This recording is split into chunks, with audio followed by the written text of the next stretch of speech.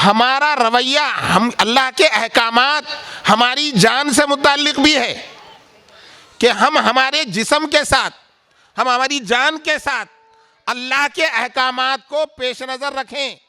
شیطان ہمیں بعض مرتبہ اڑنگ دیتا، جیسے دنگل کے اندر پہلوانا کیا کرتے تھے، ایک اڑنگ دے کے گرا دیتے، شیطان اس طرح کیا کرتا تھا، ہمارے کو اڑنگ دے کر نکال دیتا۔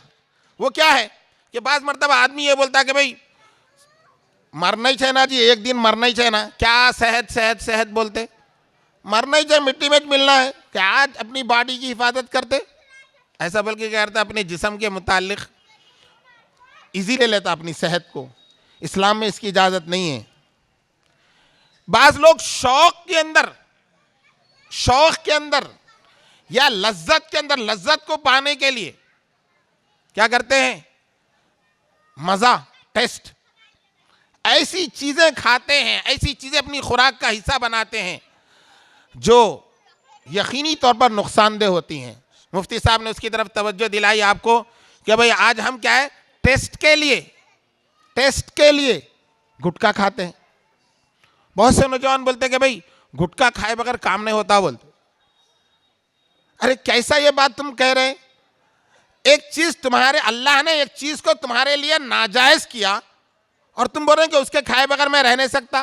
اصل بات یہ ہے کہ جب طبیعت بگڑ جاتی ہے، مزاج بگڑ جاتا ہے، فطرت کے اندر اتنی خرابی آ گئی، اگر اس کو عام لفظوں میں بولے تو سڑان آ گئی آپ کو، کہ مزاج کے اندر اتنی سڑان آ گئی کہ غلط چیزیں کھانے کے اوپر آپ کو کیا ہو رہا، اس کے بغیر ہم نہیں چل سکتے بول رہے۔ گٹکے کھانا، شراب پینا، ایسی تمام چیزیں جس کے بارے میں علماء کرام آپ کو توجہ دلا رہے ہیں کہ یہ چیزیں، ڈاکٹر توجہ دلا رہے ہیں، یہ چیزیں نقصان ہونے کے اعتبار سے بھی ان سے بچنا چاہیے۔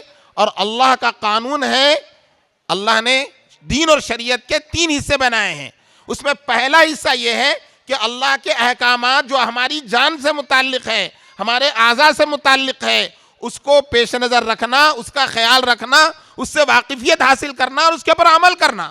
کوئی ایسا کام نہ کریں، قرآن میں اللہ نے فرمایا فَلَا تُلْقُوا بِأَيْدِيكُمْ إِلَى التَّهْلُكَةِ، اپنی جانوں کو ہلاکت پہ مت ڈالو۔ تو اسلام اور شریعت اور دین کا پہلا حصہ یہ ہے، اسلام اور دین اور شریعت کے جتنے قوانین ہیں، ان قوانین کا پہلا حصہ یہ ہے کہ ہم اللہ کے احکامات کو اپنی جان کے بارے میں، اپنی باڈی، اپنے جسم کے بارے میں پیش نظر رکھتے ہیں، اپنی چلاتے، منمانی کرتے اس معاملے میں۔ تو پہلا حصہ دین کا یہ ہے کہ آدمی اپنی جان سے متعلق کیا کرے، کوئی ایسا کام نہ کرے جو خلاف شریعت ہو۔ دین کا، شریعت کا، اسلام کا دوسرا حصہ جو ہے، 3 حصوں میں اگر تقسیم کیا جائے تو اس میں دوسرا حصہ یہ ہے کہ ہمارا اللہ سے تعلق کیسا ہو۔ اللہ سے تعلق کے سلسلے میں ہمارے کو اللہ نے جو احکامات دیے ہیں، رسول اللہ صلی اللہ علیہ وسلم نے جو اپنے ارشادات سے عملی طور سے بتایا ہے، اس سلسلے کو ہم پیش نظر رکھیں، اس کے سلسلے میں واقفیت حاصل کریں۔ بندوں کے اللہ سے حقوق، ہمارا اللہ سے کیا معاملہ ہونا چاہیے، کیسا معاملہ ہونا چاہیے ہمارا اور ہمارا اللہ کے ساتھ، تو اس سلسلے میں 2 چیزیں نمایاں طور پر بتائی جاتی ہیں۔ ایک ہے نماز، اور اس سے پہلے مفتی صاحب نے، عبداللہ معاذ صاحب نے بتایا کہ عقیدہ، اللہ کا حق ہے کہ ان کو، اللہ کو ایک مانا جائے، اس کے ساتھ کسی کو شریک نہ کیا جائے، یہ اللہ کا حق ہے، اور نماز کا خیال رکھا جائے، نماز کے احکامات سے واقفیت حاصل کی جائے، نماز کی سنتوں سے واقفیت حاصل کی جائے، وضو کرنا اپنے بچوں کو اپنے خود سیکھا جائے۔ ہم آج بھی ہم بہت سے لوگوں کو وضو خانے کے اندر، جب ہم لوگ مسجدوں میں، عام مساجد میں نماز کے لیے جاتے ہیں، تو کئی لوگ ایسے ہیں جن کو آج بھی عمر کے وہ 60ویں میں ہیں، 50ویں میں ہیں، مسح کرنا نہیں آ رہا ان کو۔ وضو کو سیکھنا پڑے گا، نماز کو سیکھنا پڑے گا۔ کتنے ایسے ہیں، کب سے ہم نماز پڑھ رہے ہیں، لیکن نماز کے مسائل، بیسک بنیادی مسائل سے ہم واقف نہیں ہوتے ہیں۔ اللہ کے حقوق میں پہلا حق یہ ہے کہ اللہ کو ایک مانا جائے، اس کے ساتھ کسی کو شریک نہ کیا جائے، اور پھر دوسرے عبادات کے اندر نماز ہے اور روزہ ہے، یہ مکمل طور پر اللہ کے حقوق ہے۔ روزہ اللہ کا حق ہے، اللہ 12 مہینے میں 1 مہینہ ہم کو دے رہے ہیں۔ اچھا، پھر یہ روزہ اگرچہ کہ اللہ کا حق ہے، لیکن روزہ رہنے سے آدمی کے جسم کو ایسے فائدے ملتے ہیں کہ جو فائدے انسان بہت سی ٹانک پی کر، بہت سی طاقت حاصل کر کے بھی وہ حاصل نہیں کر سکتا، جو روزے سے اس کو ملتے ہیں۔ تفصیل ہو جائے گی، وہ ایک الگ ٹاپک ہو جائے گا کہ روزے سے ہمارے جسم کو کیا کیا فائدے ملتے ہیں۔ کتنے ایسے ڈاکٹرز ہیں جو مسلمانوں کی طرح تو نہیں، تھوڑا سا چینج انداز میں روزہ رہتے ہیں، وہ لوگ عبادت کے طور پر نہیں رہتے، وہ صحت کے طور پر رہتے، صحت کی حفاظت کے طور پر رہتے۔ یہ اللہ کا کتنا بڑا شکر ہے کہ اللہ نے ہمیں اپنی عبادت، اللہ نے ہم کو ایک ایسی عبادت دی جس عبادت کے اندر اللہ کا حق بھی پورا ہو جا رہا ہے اور ہماری صحت کی بھی کیا ہو جا رہی، حفاظت ہو جا رہی ہے۔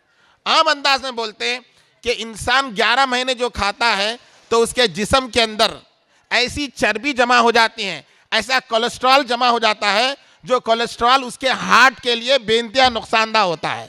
روزے کے ذریعے وہ کولیسٹرول کیا ہو جاتا ہے، نکل جاتا ہے۔ اور بھی بہت سے فائدے ہیں، یہ ایک فائدہ میں نے آپ کو بتایا۔ تو اسلام کے 3 حصے کیے جائے ہیں، پورے اسلام کو 3 حصوں میں ڈیوائیڈ کیا گیا ہے، تقسیم کیا گیا ہے۔ تو اس میں پہلا حصہ ہے کہ ہمارا معاملہ، ہم اللہ کے قوانین اپنی جان سے متعلق جو ہے ان پر بھی عمل کریں، ان کو بھی پیش نظر رکھیں۔ ہمارا معاملہ اللہ کے ساتھ کیسا ہونا چاہیے، اس کو بولتے ہیں اللہ کے حقوق اللہ بولتے ہیں اس کو۔ اس کے معاملات میں، اس سلسلے کے اندر بھی اللہ کے احکامات کو پیش نظر رکھنا چاہیے۔ تیسرا جو حصہ ہے اسلام کا، وہ ہے ہمارا ہر انسان سے سب سے پہلے گھر کے اندر ماں باپ ہے، کہ ہمارا رویہ، ہمارا بولنے کا انداز، ہمارا ان سے کوئی چیز لینے دینے کا جو انداز ہے، بات کرنے کا جو انداز ہے، یہ ساری چیزوں کے اندر سب سے پہلے ماں باپ ہے، پھر گھر کے رشتہ دار ہیں، سگی بھائی بہنیں ہیں، پھر اس کے بعد اگر جوائنٹ فیملی نہ ہو، الگ الگ رہتے ہوں، تو پھر اپنے والدین کے رشتہ دار ہیں، سگے رشتہ دار، اپنی والدہ کے رشتہ دار ہیں۔ یاد رکھیے، آج ہم دیکھ رہے ہیں کہ رشتہ داریاں کمزور ہوتے جا رہی، ویک ہوتے جا رہی۔ ایک انسان کو کزنس برادر جو ہوتے ہیں، پھپھیرے ممیرے خلیرے بھائیاں، یہ بھائیاں، اور عام طور سے بعض مرتبہ ایسا بھی ہوتا ہے کہ بھتیجے کو چچا سے کوئی تعلق نہیں، چچا کو بھتیجے سے کوئی تعلق نہیں۔ یہ رشتہ داریاں کمزور جو ہو رہی ہیں، اللہ بندوں کے حقوق کو نہ جاننے کی وجہ سے ہو رہی ہے۔ میں بتاؤں گا آگے آپ کو کہ ایک اعتبار سے ہمارے اندر خود غرضی آ گئی، اس وجہ سے رشتہ داریاں کمزور ہو رہی ہیں۔ رشتہ داریاں جو ہوتی ہیں وہ اللہ کی دی ہوئی ہوتی ہیں، اللہ کی بنائی بھی ہوتی ہیں۔ جو آدمی میرا تایا ہے، جو آدمی میرا چچا ہے، وہ میں کسی آدمی کو پکڑ کے تایا نہیں بنایا اپنا، میں کسی آدمی کو پکڑ کے اپنا چچا نہیں بنایا۔ اللہ نے جس والد سے میں پیدا ہوا، اسی والد کے وہ بھائیاں ہیں، بہنیں، پھوپھو ہیں، تو وہ میرے اللہ کے بنائے ہوئے پھوپھو ہے، وہ اللہ کے بنائے ہوئے تایا ہے۔ وہ میرے لیے اللہ نے چچا کے طور پر اس آدمی کو اللہ نے سلیکٹ کیا ہے۔ اب اگر آپ بولے کہ میں چچا کو نہیں مانتا، تو کیا ہے یہ بات؟ میں تایا کو نہیں مانتا، میں پھوپھو کو نہیں وہ کرتا، تو اس کا مطلب یہ ہوا کہ اب اللہ نے جس ذات کو، جس ہستی کو، جس پرسنالٹی کو آپ کے لیے بطور تایا اور چچا اور پھوپھو کے منتخب کیا ہے، آپ اس کو مسترد کر رہے ہیں، ریجیکٹ کر رہے ہیں اس کو آپ۔ اسی طریقے سے ننیال کے اندر ماموں ہیں، خالائیں ہیں، یہ اللہ کے بنائے ہوئے ہیں۔ آج رشتہ داریاں بندوں کے حقوق کے نہ جاننے کی وجہ سے، پھر اس کے بعد پڑوسی ہوتے ہیں۔ پڑوس کے اندر ہم کیا کرتے ہیں؟ صرف اپنے گھر کے پڑوسیوں کو پڑوسی سمجھتے ہیں، دکان کے پڑوسیوں کو پڑوسی نہیں سمجھتے۔ بس میں بیٹھ کر جا رہے ہیں، ہم ٹرین میں بیٹھ کر جا رہے ہیں، فلائٹ میں بیٹھ کر جا رہے ہیں، تو ہمارے آزو بازو والے کو ہم پڑوسی نہیں سمجھتے، جبکہ قرآن میں اللہ نے 5ویں پارے کے اندر سورہ آل عمران کے اندر تفصیل سے ذکر کیا ہے کہ یہ پڑوسی یہ ہوتے ہیں، یہ ہوتے ہیں، یہ ہوتے ہیں. اس میں یہ بھی سفر کے اندر جو ہمارے ساتھ ہوتے ہیں وہ بھی ہمارے پڑوسی ہوتے ہیں. دکان جہاں ہماری تجارت بزنس چل رہا، جہاں ہم مزدوری کر رہے ہیں، ملازمت کر رہے ہیں، وہاں جو ہمارے آزو بازو ہوتے ہیں وہ بھی پڑوسی ہوتے ہیں. اسی طریقے سے ہم مسجد میں نماز کے لیے جاتے ہیں تو مسجد کے سارے مصلی کیا ہوتے ہیں، وہ ہمارے ایک اعتبار سے پڑوسی اور رشتہ دار ہوتے ہیں. تو یہ سارے جو بندے ہیں ان کے بارے میں اللہ کے کیا احکامات ہیں اس کو جاننا اور اس کے اوپر عمل کرنا. پھر اس کے اندر غیر مسلم بھی ہیں، اللہ نے وہاں پر فرق نہیں کیا کہ مسلمان غیر مسلم کا کوئی فرق نہیں کیا. تو اسلام کو اگر بولا جائے کہ بالکل آپ مختصر طور پر بولیے اسلام کیا ہے، شریعت کیا ہے، تو آپ یہی بول دیں گے کہ اللہ کے جو احکامات ہیں اپنی جان کے بارے میں، اللہ کے بارے میں اور بندوں کے بارے میں اس سے واقفیت حاصل کرنا اور اس کے اوپر عمل کرنا. قرآن میں اللہ نے یہی فرمایا کہ دیکھو پورے اسلام میں آ جاؤ. یہ تینوں شعبوں کے احکامات، اللہ کے قوانین سے آپ واقف ہو جائیں گے اور اس کے اوپر عمل کریں گے تو پھر آپ کیا ہوئیں گے، پورے اسلام کے اندر آئیں گے. اب ہوتا یہ ہے کہ بعض لوگ ایسا ہوتا ہے اسلام کو اور اگر ذرا پھیلا کر بولا جائے تو جیسا کہ مولانا عبداللہ معاذ صاحب نے کہا کہ بھئی اسلام کے جو ہے نا 5 شعبے ہیں. پہلا شعبہ ہے عقیدہ، عقائد، دوسرا ہے عبادات، تیسرا ہے معاملات، چوتھا ہے معاشرت، اس کے بعد ہے اخلاق.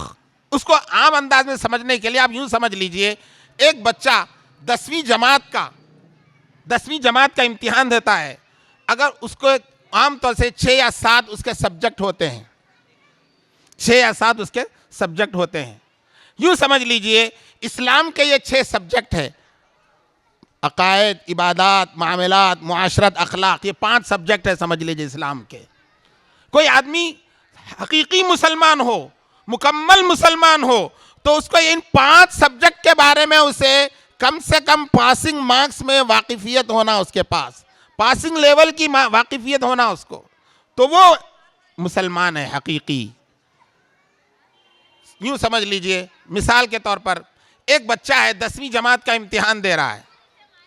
وہ جو ہے امتحان کی تیاری کے لیے اس کو 5 مہینے 6 مہینے ملے ہے. 6 سبجیکٹ، انہیں پورے تیاری کے 6 مہینے کیا کیا، 4 سبجیکٹوں پر ہی محنت کیا اور اچھی محنت کیا، اور محنت کر کے 4 کے 4 سبجیکٹ میں 100 نمبر لے لیا. اور 2 سبجیکٹ کے اوپر اتنی بھی محنت نہیں کیا کہ وہ پاس ہو سکے، کامیاب ہو سکے، پاسنگ مارکس بھی نہیں لا سکا اس کے اندر. اور ایک بچہ ایسا تھا 6 مہینے اس کو ملے، 6 مہینے انہیں 6 سبجیکٹوں پر اتنی محنت کرا کہ پورے 6 کے 6 سبجیکٹ کے اندر پاسنگ مارکس لا لیا. اب بولیے کون کامیاب ہے؟ وہ بچہ کامیاب ہے جو پورے 6 سبجیکٹ کے اندر کیا پاسنگ مارکس لا لیا. اور ایک بچہ 4 سبجیکٹ کے اندر تو 100 نمبر لا لیا اور 2 سبجیکٹوں میں فیل ہو گیا. مجموعی طور سے اس کا نام فیل لوگوں کے اندر آئے گا. آج ہمارا معاملہ ایسا ہی ہے. ہم میں سے بعض بھائی نمازوں کو، عبادتوں کو، روزوں کو صرف دین سمجھے ہوئے ہیں. پڑوسیوں سے متعلق اللہ کے جو احکامات ہیں اس سے ان کو کوئی تعلق نہیں ہے. رشتہ داروں سے متعلق جو اللہ کے احکامات ہیں اس سلسلے میں وہ اپنی منمانی کرتے ہیں. عبادت تو اللہ کے طریقے پر کرتے لیکن رشتہ داروں سے سلوک اپنے من کے مطابق کرتے. اسلام کے ایک حصے کو میں تو اللہ کے قوانین کو مان رہے ہیں اور اسلام کے ایک دوسرے حصے میں کیا کر رہے ہیں، اپنے قوانین چلا رہے، اپنی مرضی چلا رہے. بولیے کیا یہ اسلام، اگر کوئی ڈاکٹر آپ کو دوائی دے، 5 دن کا کورس دے اور آپ بولے کہ بھئی صبح میں یہ گولیاں کھانا، دوپہر میں یہ کھانا، شام میں یہ کھانا، کوئی آدمی اگر اس میں ایسا کیا کہ صبح کے گولیاں دوپہر میں کھا لیا، دوپہر کے گولیاں شام میں کھا لیا، شام کے گولیاں صبح میں کھا لیا، کسی دن اس کا الٹ کر دیا، کیا بولیے اس کو شفا ہوگی؟ آج ہم اسلام کا یہی معاملہ بنے ہوئے ہیں. اسلام پورے ٹیبلٹس دیا ہوا ہے ہم کو، اسلام پوری دوائی دیا ہوا ہے ہمارے کو. اسلام کے اندر ہماری حفاظت ہے، شریعت کے پر چلنے میں ہماری حفاظت ہے، لیکن ہم اپنی منمانی کرنا چاہتے؟ قرآن پاک کی ایک آیت بڑی اس سلسلے کے اندر، آج ملک کے حالات کس رخ پر جا رہے ہیں، ہر آدمی یہ سوچ رہا کہ مسلمانوں کی جان مال عزت آبرو ایمان کے اوپر بہت پریشانیاں آ رہی ہیں، کیا کریں گے؟ کیسا تو بھی حالات کا سامنا کریں گے، کیسا بچائیں گے اپنے ایمان کو، کیسا بچائیں گے اپنی تجارتوں کو، اپنے بزنس کو، کیسا بچائیں گے اپنے جانوں کو مالوں کو؟ قرآن پاک کی اس آیت کے اندر اللہ تبارک و تعالی گارنٹی دے رہے ہیں، ضمانت دے رہے ہیں کہ حفاظت ہوگی تمہارے ایمان کی بھی، تمہارے جان کی بھی، تمہارے مال کی بھی۔ قرآن پاک میں اللہ نے فرمایا اِنَّا نَحْنُ نَزَّلْنَا الذِّكْرَ وَإِنَّا لَهُ لَحَافِظُونَ، قرآن کو ہم نے نازل کیا اور قرآن کی ہم ہی حفاظت کرنے والے ہیں۔ اب بولیں گے اس میں کہاں ہے گارنٹی؟ عام لفظوں میں بولے تو انشورنس ہے اس آیت کے اندر، ہمارے ایمان کی حفاظت کا بھی انشورنس ہے، ہماری جان اور مال کی حفاظت کا اللہ میاں انشورنس دے رہے۔ آج کل ایک چل رہا کہ بھئی جان کا انشورنس کرا سکتے کیا، دکان کا انشورنس کرا سکتے کیا، اپنے کاروبار کا انشورنس کرا سکتے کیا، ہیلتھ انشورنس کرا سکتے کیا؟ مسائل پوچھ رہے ہیں، وہ مسائل میں نہیں جا رہا ہوں اس کے اندر، آپ کو یہ بول رہا ہوں کہ اس آیت میں اللہ میاں انشورنس دے رہے ہیں ہم کو۔ اب بولیں گے کیسا؟ اللہ فرما رہے ہیں قرآن کو میں نے نازل کیا، ہم نے قرآن کو نازل کیا، ہم ہی حفاظت کرنے والے ہیں قرآن کی۔ تو اس کو سمجھنے کے لیے علماء نے بتایا کہ دیکھیے آپ جو ہے نا ایک عطر خریدتے ہیں، سینٹ، 3000 روپے تولہ خرید کے آپ ایک سینٹ خرید کے لے کے آئے، وہ سینٹ کس کے اندر ہے؟ شیشی میں ہے، بوتل میں ہے۔ وہ بوتل کو کیا ہے؟ پھر ایک ڈبہ ہے ایک اچھا سا، پھر وہ ڈبہ لے جا کے آپ کیا کرتے ہیں؟ بھائی 3000 روپے تولے کا ہے، قیمتی ہے، عطر لگائے تو کتنی دیر تک عطر کی خوشبو جاتی نہیں، بہت قیمتی ہے، خاص موقع پر نکالنا ہے، اس کو لے جا کے الماری میں رکھ رہے۔ اب بولیے آپ اس عطر بوتل کے اندر ہے، شیشی میں ہے، آپ کو اصل اس میں کون ہے؟ اصل اس میں عطر ہے، وہ لیکویڈ ہے، بوتل کیا ہے؟ زہریلی چیز ہے، لیکن بوتل کے اندر ہی، شیشی کے اندر ہی عطر کو رکھنا ہے۔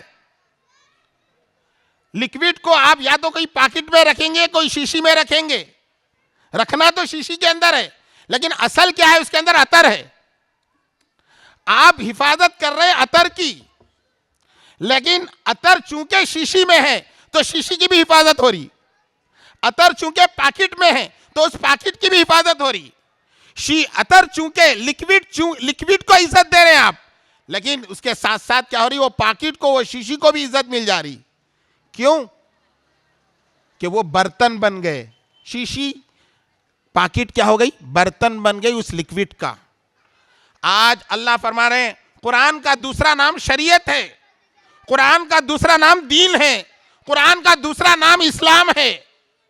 اسلام کو، دین کو، شریعت کو کے لیے تم ایسے بن جاؤ جیسے کہ تم برتن ہو، اسلام تمہارے اندر ہے، ایمان تمہارے اندر ہے، شریعت تمہارے اندر ہے۔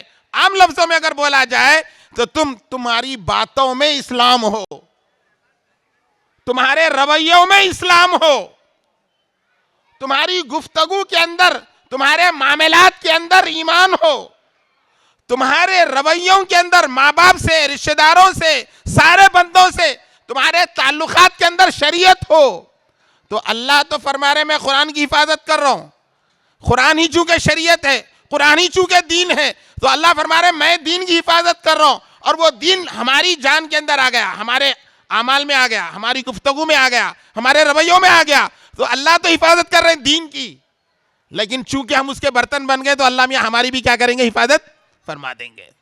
تو انشورنس ہے، جیسے لیکویڈ کی حفاظت کرنا مقصد ہے، بوتل کی حفاظت نہیں کرنا ہے، لیکن چونکہ وہ لیکویڈ بوتل میں ہے اس لیے بوتل کو بھی عزت مل جا رہی، ہمیں بھی عزت، ہماری عزت اسی میں ہے کہ ہم چلتا پھرتا قرآن بن جائیں، قرآن کے احکامات ہماری زندگی میں آ جائیں، شریعت کے احکامات ہماری زندگی میں آ جائیں، تبھی ہم کو اللہ تبارک و تعالی عزتوں سے بھی نوازیں گے، حفاظت بھی عطا فرمائیں گے۔ یاد رکھیے جو جتنی ڈرانے کی باتیں کرتے، وہ جن کے پاس ایمان نہیں رہتا نا وہ لوگ ڈرتے، سمجھ میں آ رہی بات؟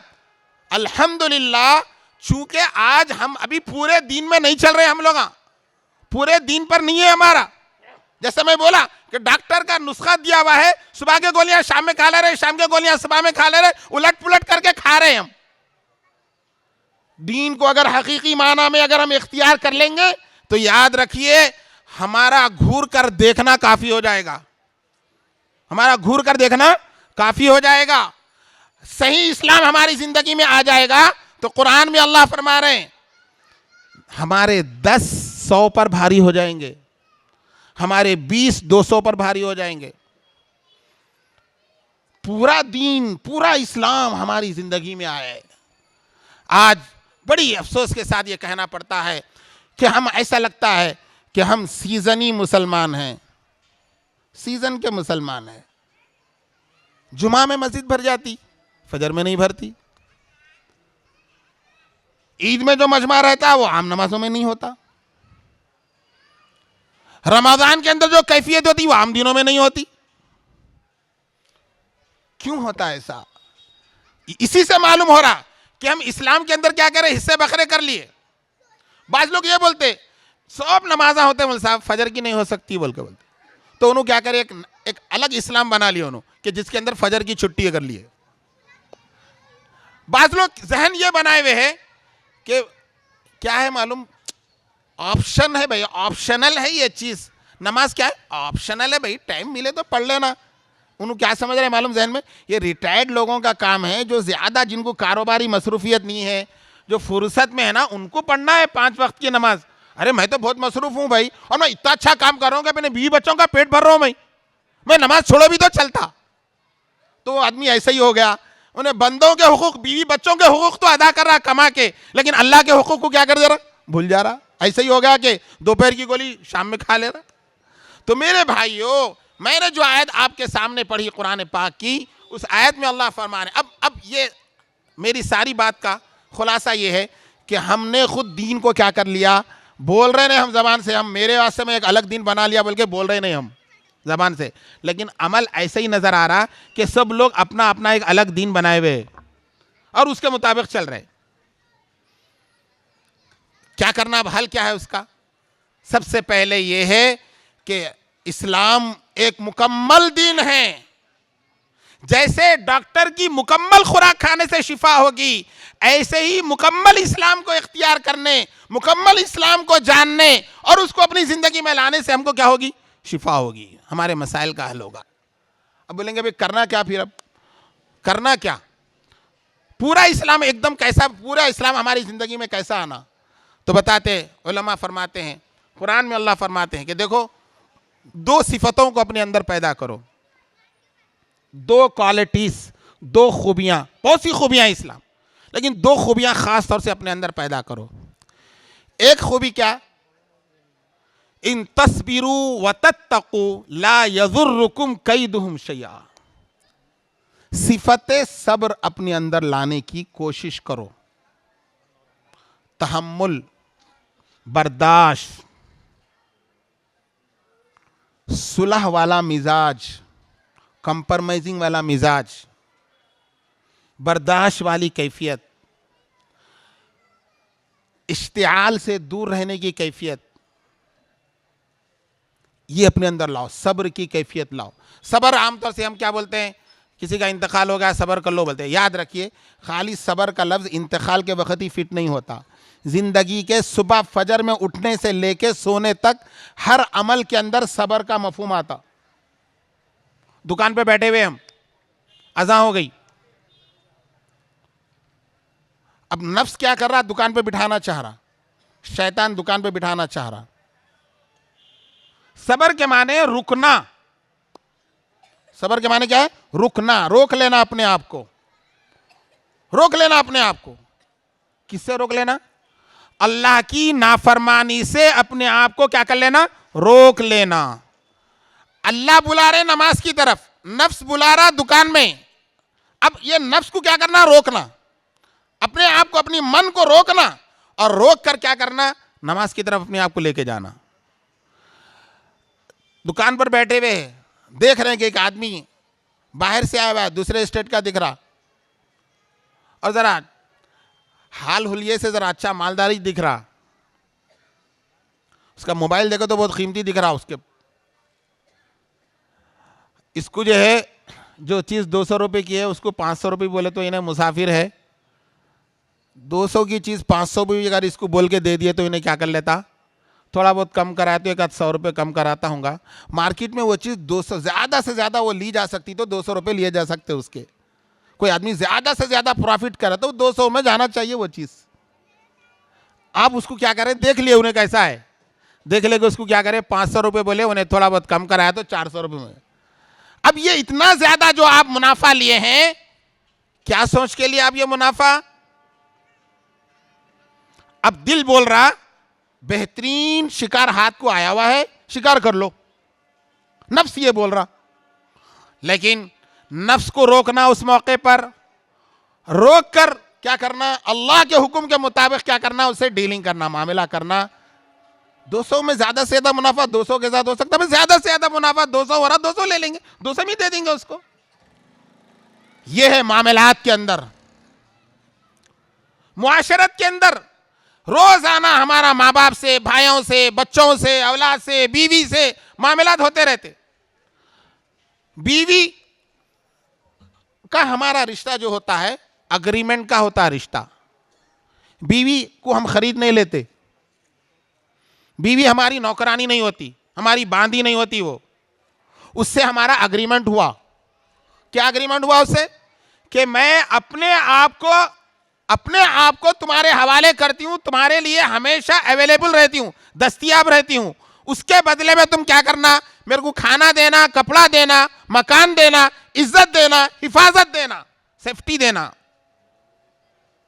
اب آپ ہمارے پاس کیا ہوتا ہے معلوم, عام طور سے نماز تو پورا سنت کے مطابق پڑھ رہے ہیں, اللہ کے قانون کے مطابق پڑھ رہے ہیں, لیکن جیسے ہی بیوی سے, سسرال والوں سے سلوک کا معاملہ آ گیا تو وہاں پہ نہیں, ہمارے خاندان میں ایسا نہیں ہے بھائی. ہمارے خاندان میں کیا ہے معلوم, آ گئے اماں کو چھوڑ کے آ گئے, بابا کو چھوڑ کے آ گئے, میں کیوں کو چھوڑ کے آ گئے, اب جانے کی بات نہیں کرنا.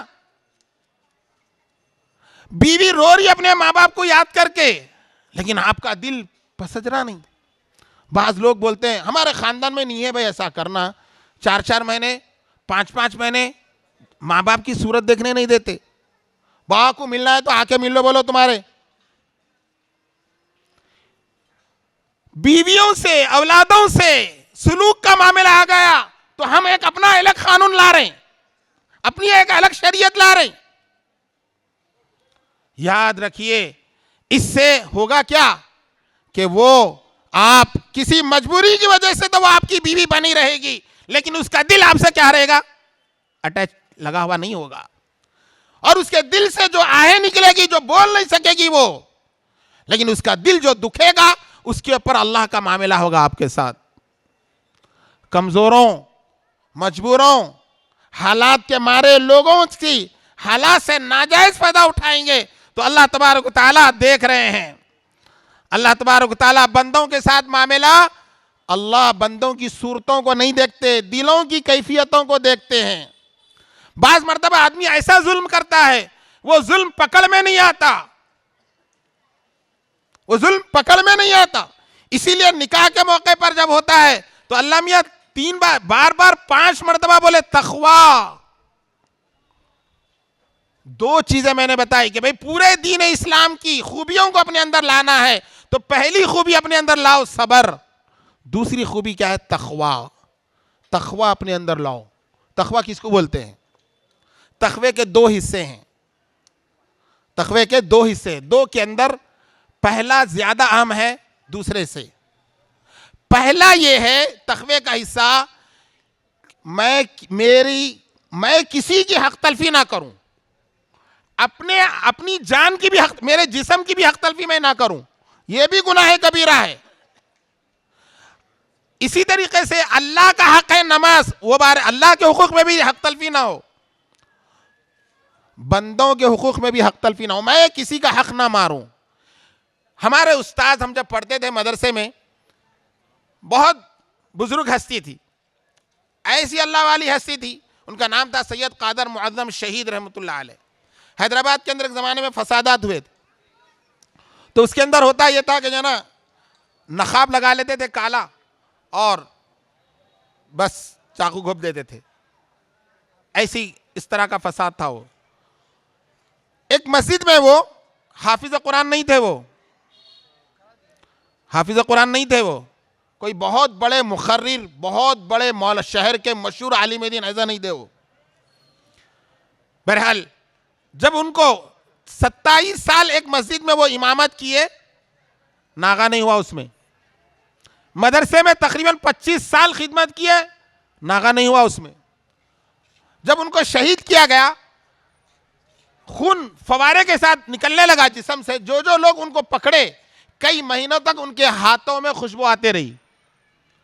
ان کی قبر کو جب ان کو دفنایا گیا تو کئی دنوں تک ان کی قبر سے خوشبو آتے رہی. میں بھی اس لوگوں میں شامل ہوں کہ ان کی قبر کی مٹی شیشے میں بھر کے اپنے گھر میں لا کے اپنے ماں باپ کو سنگایا تھا میں. اتنی بڑی بزرگ ہستی تھی. بہت سی ان کی تفصیلات ہے, تفصیل ہو جائے گی. وہ ہم لوگوں کو بچپن میں پریئر میں بار بار ایک بات بولتے تھے, بار بار ایک بات بولتے تھے. ہم لوگ بچپن میں بولتے انہوں ہمیشہ یہ بولتے رہتے, یہ بولتے رہتے. وہ بولتے تھے بار بار ایک جملہ, دیکھو ہم سے کسی کو تکلیف نہ پہنچے, ہم سے کسی کو تکلیف نہ پہنچے, نہ ماں باپ کو, نہ بیوی بچوں کو, نہ بھائیوں بہنوں کو, نہ ددیالی رشتہ داروں کو, نہ ننیالی رشتہ داروں کو, نہ سسرالی رشتہ داروں کو, نہ پڑوسیوں کو. ہم جہاں رہیں وہاں ہماری ذات سے دوسروں کو تکلیف نہ پہنچے. تو تقوی کے 2 حصے ہیں. پہلا حصہ یہ ہے کہ حق تلفی سے بچنا, کسی کا حق نہیں مارنا, بڑے بڑے گناہوں سے اپنے آپ کو بچاتے رہنا. بچنا نہیں بولوں میں آپ کو, بچاتے رہنا, بار بار اپنے آپ کو گناہ سے بچانے کی کوشش کرتے رہنا. یہ ہے تقوی کا پہلا حصہ. اور تقوی کا دوسرا حصہ یہ ہے کہ جو اللہ نے جو چیزیں فرض کی ہیں, لازم کی ہیں, ضروری کی ہیں, ہم اس کو جو نا ادا کرنا, اس کے اوپر عمل. جیسے نماز ہے, جیسے ابھی میں بتایا تھا کہ نماز کو بعض لوگ کیا سمجھتے, آپشنل ہے سمجھتے, نماز اختیاری چیز ہے سمجھتے. اور اب تو صورتحال یہاں تک بڑھی کہ روزے کو بھی اختیاری سمجھ رہے ہیں. عام طور سے جو کاریگر قسم کے جو لوگ ہوتے ہیں, چھوٹے بیوپاری جو ہوتے ہیں, فروٹ کی کرنے والے, ٹیلر حضرات جو ہوتے ہیں, ویلڈر حضرات جو ہوتے ہیں, مستری جو حضرات ہوتے ہیں, یہ حضرات کیا بولتے ہیں, نہیں بھائی میں یہ مستری, یہ جو لیبر کا جو کام ہے, یہ ٹیلرنگ کا جو کام ہے, اس کے ساتھ میں روزہ نہیں رہ سکتا بولتے. اور روزہ چھوڑنے کا بھی آہستہ آہستہ کیا ہو رہا ہمارے اندر ماحول آتا. تو اس لیے اللہ نے جو چیزیں فرض کی ہیں, لازم کی ہیں, ضروری قرار دی ہیں, اس کو ہم عمل میں لائیں. نماز, 5 وقتہ نماز, رمضان کے 30 روزے آپشنل نہیں ہے, اختیاری نہیں ہے, کمپلسری ہے, لازمی اور ضروری ہے. چھوٹے موٹے بہانوں سے اس کو چھوڑا نہیں جا سکتا. اللہ فرما رہے ہیں کہ دیکھو صبر اختیار کرو, تقوی اپنی زندگی میں لا لو, تو اللہ تمہیں کوئی تمہارا نقصان نہیں کر سکتا. کسی کے بھی منصوبے تمہیں نقصان نہیں پہنچا سکتے. آخری بات, قرآن کی ایک آیت میں نے آپ کے سامنے پڑھی, اس آیت کی تھوڑی سی وضاحت کر کے میں اپنی بات کو ختم کرتا ہوں. مفتی صاحب نے بھی اپنی گفتگو میں, عبداللہ معاذ صاحب نے بھی اس میں اشارہ کیا, میں شروع میں بھی بولا کہ میں بتاؤں گا, بلکہ کہ ہم کیا ہے آج کل خود غرض بن گئے. ہم کو لینے کی فکر زیادہ ہے, دینے کی فکر کم ہے. دینے کے بارے میں ہم ویسے حساس نہیں ہیں, لینے کے واسطے بہت حساس ہے. کس سے کیا کیا آنا وہ بہت اچھی طرح یاد ہے, کس کو کیا کیا دینا ہے وہ اچھی طرح یاد نہیں ہے, اس میں بھول جا رہے ہیں, غلطی ہو جا رہی, یا اس بارے میں جیسے سیریس ہونا ہے ویسے سیریس نہیں ہے. یہ ہمارا مرض ہے آج. ہر معاملے کے اندر آپ دیکھیے, یاد رکھیے آپ کو پورا حق ملنا ہے. آپ کو اگر آپ یہ چاہتے ہیں کہ آپ کو پورا حق ملے آپ کا, آپ کا حق آپ کو پورا ملے. تو یاد رکھیے آپ کو یہ کرنا پڑے گا کہ آپ دوسروں کو پورا پورا حق دینا شروع کر دیجئے, آپ کو آپ کا پورا حق مل جائے گا.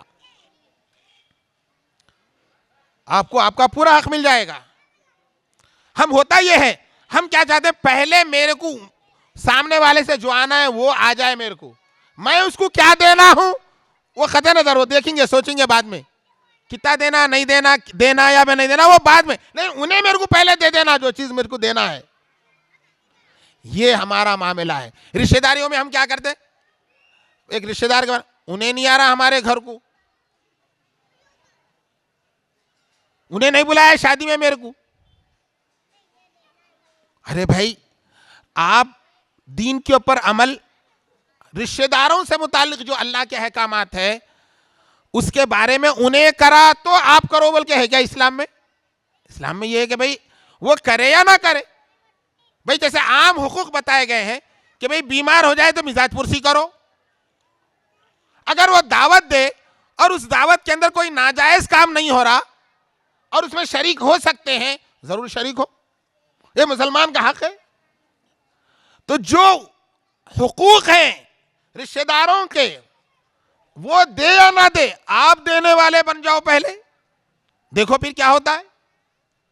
قرآن میں اللہ نے فرمایا دوسروں کی بدی کو اچھائی سے کیا کرو, دوسروں کی بدی کو, دوسروں کی برائی کو اچھائی سے وہ کرو, تو پھر اللہ تبارک و تعالی آپ کو یہ چیزیں عطا فرمائیں گے.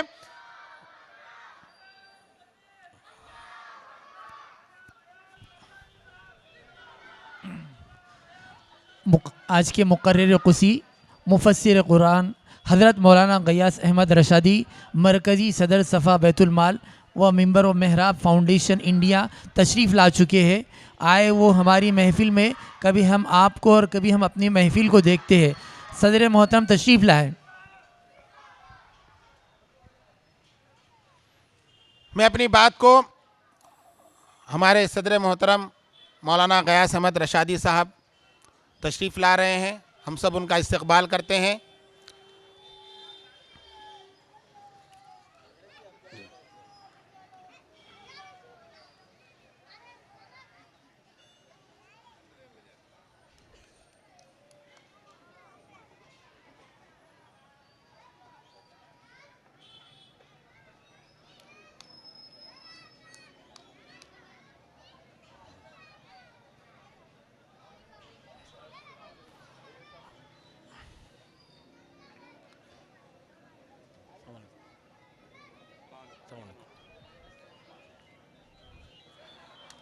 ہمارے صفا بیت المال کے جنرل سیکریٹری مولانا فصیح الدین صاحب, مولانا غیاث احمد رشادی صاحب, سیکریٹری مولانا مصدق القاسمی صاحب تشریف لا چکے ہیں.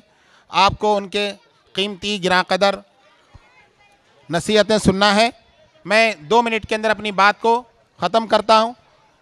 آخری بات جو میں آپ سے کہہ رہا تھا وہ یہ ہے کہ علیکم انفسکم, اصلاح کا طریقہ, اصلاح معاشرہ جلسے کا عنوان ہے. اصلاح کا طریقہ یہی ہے, اصلاح کا واحد طریقہ یہی ہے, دوسروں کی فکر سے زیادہ اپنی فکر زیادہ کرو. دوسروں کی فکر سے زیادہ اپنی فکر کرنا, اپنے ایمان کی پہلے فکر کرنا ضروری ہے, ساتھ ساتھ میں دوسروں کی فکر کرنا ضروری ہے. اپنے آپ کو دین پر, شریعت پر, اسلام پر چلانا زیادہ ضروری ہے, ساتھ ساتھ میں دوسروں کو بھی اس سلسلے میں ساتھ لے کر چلنا اس کے بعد ضروری ہے. اس لیے علیکم انفسکم ذریعہ اللہ فرما رہے کہ آپ دین پر چلو, خود بخود چراغ سے چراغ جلے گا, ایک آدمی سے دوسرا آدمی تیار ہوتا رہے گا. انہی چند باتوں پر میں اپنی بات کو ختم کرتا ہوں. جو باتیں کہی گئی, سنائی گئی, اللہ تبارک و تعالی ہم سب کو, مجھ کو اور ہم سب کو اس پر عمل کرنے کی توفیق عطا فرمائے. وآخر دعوانا الحمدللہ رب العالمین. ماشاءاللہ حضرت, ہم سب کے لیے بہت خوشی کی بات ہے کہ پورے ملک میں زبردست فلاحی رفاہی کام انجام دینے والی ایک ٹیم, علماء کرام کا ایک وفد سادات نگر کے اس کیمپس میں جہاں سادات آرام فرما رہے ہیں یہاں موجود ہے. اورنگ آباد کی تاریخ ہے کہ 1400 پالکیاں یہاں آئی. برہان الدین غریب منتجب الدین رحمۃ اللہ علیہ मोमिन आरिफ बिल्ला जलालुद्दीन गंज रवां, ये अल्लाह वालों की आमद इस इलाके में हुई और ये टोपियाँ, ये कुर्ते पैजामे और हम सब के ये ईमानी माहौल, ये सब के सब उन्हीं की मेहनतों का नतीजा है। अल्लाह का फ़ज़ल है कि ये सिलसिला अभी बंद नहीं हुआ, हमारी तारीख़ अभी भी ज़िंदा है। उसी सिलसिले की कड़ी है कि आज हमारे इस महल्ले में उलमाए किराम का काफ़िला हैदराबाद से आया है। औरंगाबाद से हैदराबाद तक 1400 पालकियों ने जाकर अल्लाह के दीन को आम करने का काम किया था। आज हम सब उसी माहौल में अल्हम्दुलिल्लाह सांस ले रहे हैं। मैं हैदराबाद की बहुत ही अजीम दीनी इल्मी शख्सियत दावा एकेडमी के सदर मोहतरम और सफ़ा बैतुल माल के सेक्रेटरी जनाब मौलाना मुसद्दिकुल कासमी साहब से दरख्वास्त करता हूँ कि वो बहुत मसरूफ़ वक्त में हैं, अभी एक बहुत अर्जेंट काम उनके लिए पेश है, लेकिन इसके बावजूद भी उनसे अदबन दरख्वास्त है कि हमारा ये सादात नगर का बहुत प्यारा मजमा आपका इंतज़ार कर रहा है। कुछ मिनट के लिए आप अपना ख़िताम फरमाएँ तो।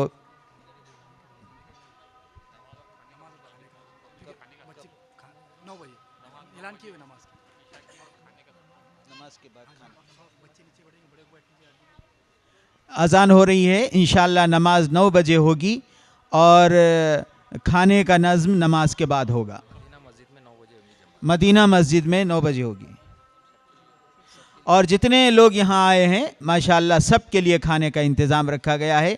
आज के हमारे इस खाने की दावत के मेज़बान ख्वाजा शरफुद्दीन साहब है, उनसे भी दरख्वास्त है कि वो हज़रत मौलाना गयास अहमद रशादी साहब, मौलाना मुसद्दिकुल कासमी साहब से मुसाफ़े के लिए तशरीफ़ लाएँ। बिस्मिल्लाहिर्रहमानिर्रहीम। अल्हम्दुलिल्लाह अल्हम्दुलिल्लाहि कफ़ा व सलामुन अला इबादिहिल्लज़ीना इस्तफ़ा, अम्मा बाद।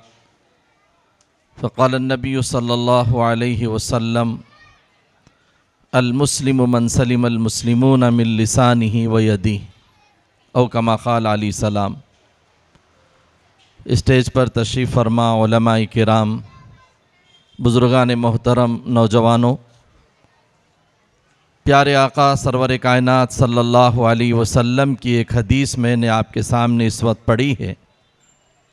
इसका सादा सा तर्जुमा ये है कि अल्लाह के रसूल सल्लल्लाहु अलैहि वसल्लम ने इरशाद फरमाया, मुसलमान वो है जिसकी ज़बान और हाथ से दूसरा मुसलमान महफूज रहे। हमारी ज़बान किस तरह चलती है और किन किन के दिलों को तकलीफ़ पहुंचाती है, ये हमें हमेशा अपनी गुफ्तगू करने से पहले उसका एहसास भी होना चाहिए। अल्लाह के रसूल सल्लल्लाहु अलैहि वसल्लम ने फरमाया है, बहुत से लोग इसी ज़बान की ख़राबी की बिना पर दोज़ख का ईंधन बन जाते हैं और यही ज़बान के ज़रिए से कोई छोटा जुमला इस्तेमाल होता है, जन्नत की राहों पर चले जाते हैं। हम गली कूचों में, मकानात में, दुकानात में, मुख्तलिफ़ इलाक़ों के अंदर अपनी ज़िंदगी बसर करते हैं। रिश्तेदारों के साथ, पड़ोसियों के साथ हमारा उठना बैठना होता है। हमें इस बात का हमेशा ख़याल रखना चाहिए कि मेरी गुफ्तगू से किसी को तकलीफ़ ना हो।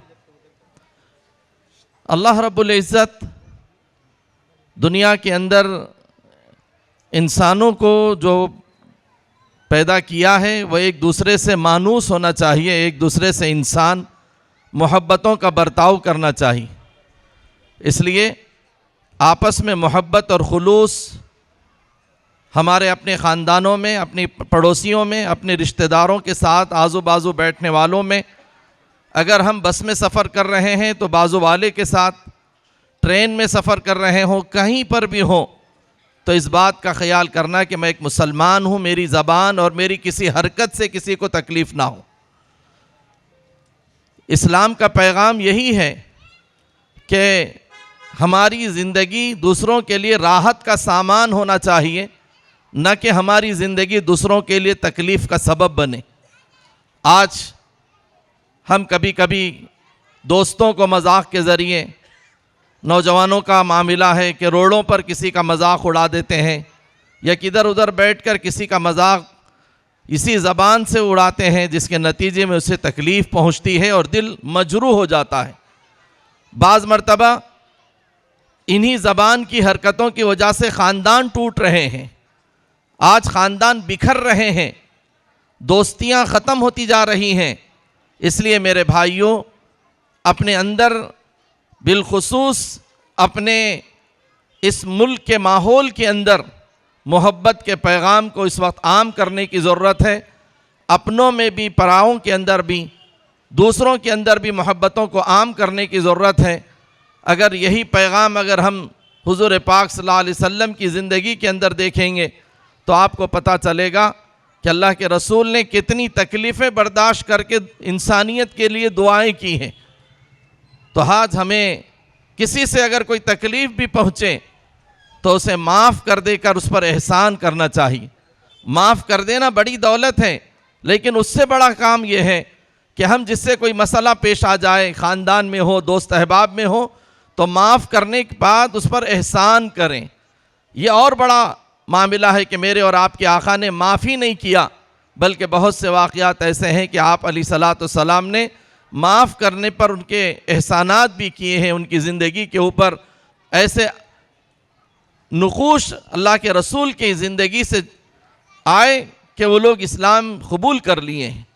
میں بالخصوص اس وقت کچھ نوجوان جو بیٹھے ہوئے ہیں کالجوں میں, یونیورسٹیوں میں, آپ کو اسلام کا پیغام اپنی عملی تصویر سے پہنچانے کی ضرورت ہے, اپنے کردار سے پہنچانے کی ضرورت ہے.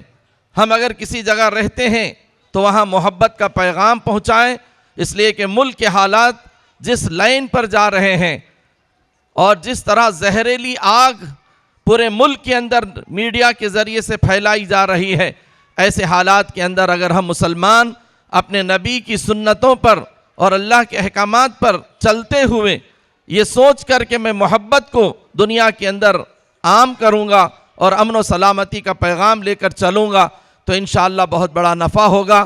میں اس مختصر سے وقت میں مولانا انیس صاحب کا بہت مشکور ہوں کہ انہوں نے بطور اصرار کچھ باتیں عرض کرنے کے لیے کہا, اور ہمارے صدر محترم اور دوسرے ہمارے جنرل سیکرٹری موجود ہیں. انشاءاللہ آپ کو بہت قیمتی باتوں سے ہم کنار کریں گے. میں انہی چند باتوں پر اپنی بات کو ختم کرتا ہوں اور امید کرتا ہوں کہ اپنی زندگیوں میں اپن انقلاب پیدا کریں گے.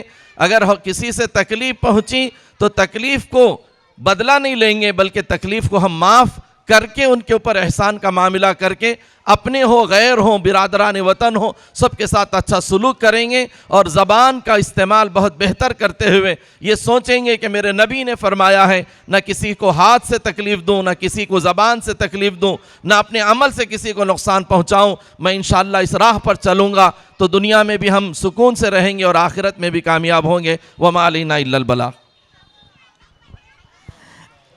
حضرت کی نصیحت برے باتوں کو ہم انشاءاللہ عمل کریں گے. اب اس کے بعد ہم آئے ہوئے مہمانوں کا استقبال من جانب ائمہ و علماء اور نوجوانان سعادت نگر کی جانب سے پیش کرنے جا رہے ہیں.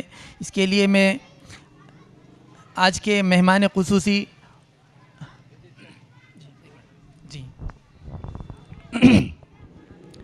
دیکھیے ماشاءاللہ یہ ہمارے محلے کے لیے بڑی ہی خوش قسمتی کی بات ہے کہ حضرت مولانا غیاث احمد رشادی صاحب دامت برکاتہم العالیہ کسی تعارف کے محتاج نہیں ہے.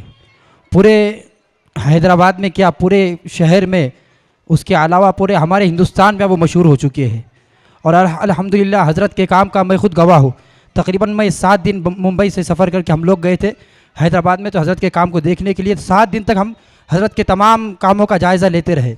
تو وہ جو کام حضرت لے کر چل رہا ہے یقیناً وہ ایک شخصیت نہیں ہے بلکہ ایک بڑا کارواں لے کر چل رہا ہے. تو وہ ہمارے شہر میں آئے اور ہم ان کا استقبال نہ کریں تو یہ ہماری بڑی بدنصیبی ہوگی.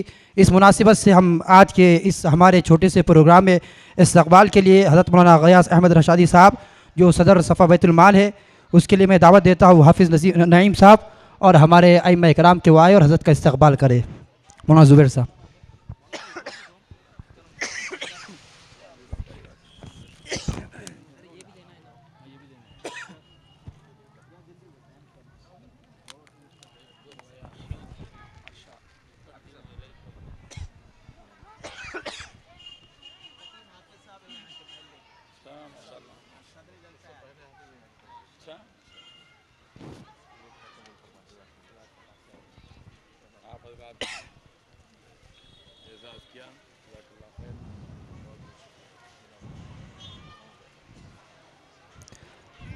درد دل کے واسطے پیدا کیا انسان کو، درد دل کے واسطے پیدا کیا انسان کو، ورنہ کم نہ تھے طاعت کے لیے کر رو بیا۔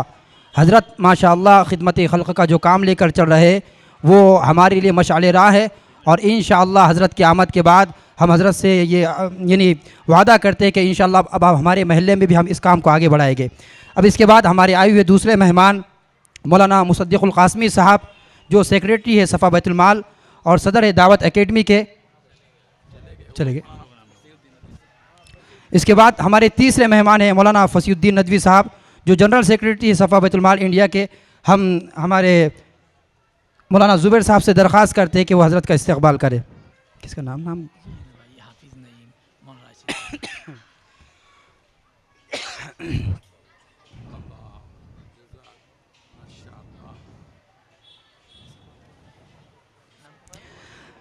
مولانا وسیم الحق ندوی صاحب جو خازن ہیں صفا بیت المال انڈیا کے۔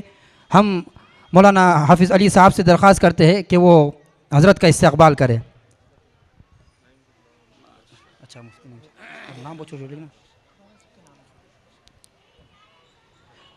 اسی طرح سے ہمارے آئے ہوئے مہمانوں میں صفا بیت المال کے نائب صدر مولانا مفتی عبد المحیمن اظہر قاسمی صاحب دامت برکاتہم العالیہ۔ اچھا اسی طرح سے ہمارے آئے ہوئے مہمانوں میں ایک عبداللہ معاذ حسامی صاحب ہے۔ ہم جناب مفتی نعیم صاحب سے درخواست چلے گئے۔ اور ہماری آج کی یہ مجلس جس کا صحرا ہمارے اورنگ آباد کے ایک موقر اور بہت ہی متحرک عالم دین جو رمضان المبارک میں ایک اہم سلسلہ چلاتے ہیں کئی سالوں سے، جس کے ذریعے سے الحمدللہ ہمارے نوجوان رمضان کا واقعی میں لطف اٹھاتے ہیں، میرے مراد مفتی انیس الرحمان صاحب، ہم ہمارے علماء اکرام سے درخواست کرتے ہیں کہ حضرت کا استقبال کریں۔ چلو سب مل کے کر لوں۔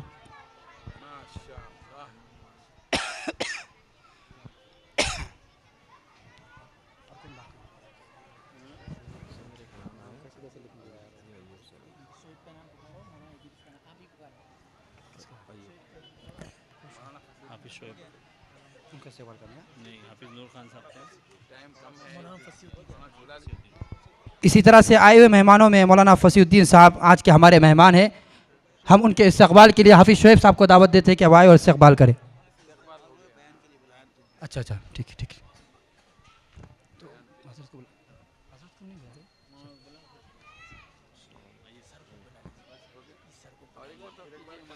اب اس کے بعد کیونکہ ہمارے پاس وقت بہت کم ہے،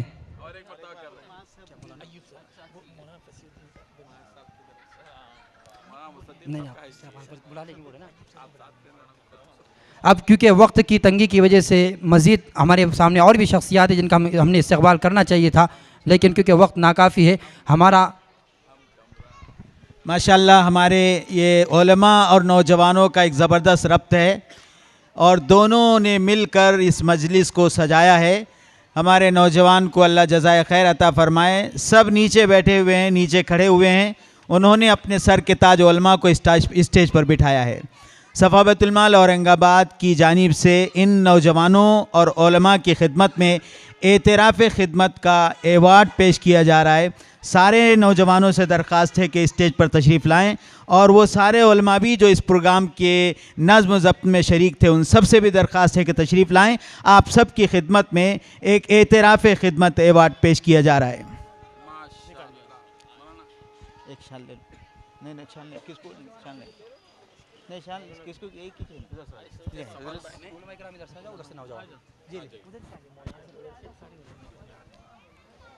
یہ پورے ملک میں یہ جوڑ ہو جائے تو انقلاب کا آنا آسان ہے۔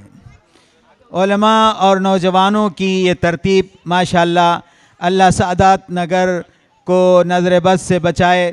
ہمارے یہ نوجوان سارے کے سارے اور سارے علماء و ائمہ سب کی خدمت میں صفا بیت المال اورنگ آباد کی جانب سے یہ اعتراف خدمت پیش کیا جا رہا ہے۔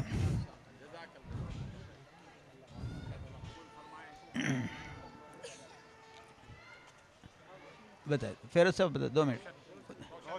ہاں بتائیں 2 منٹ۔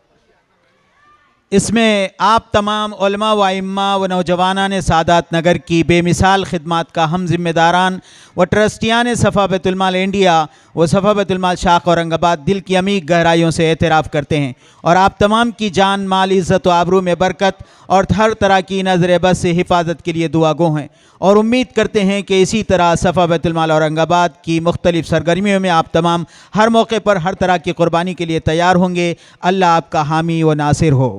لیجیے روشن آپ سب یہاں قرآن پاک کی یہ تفسیر دیکھ رہے ہیں۔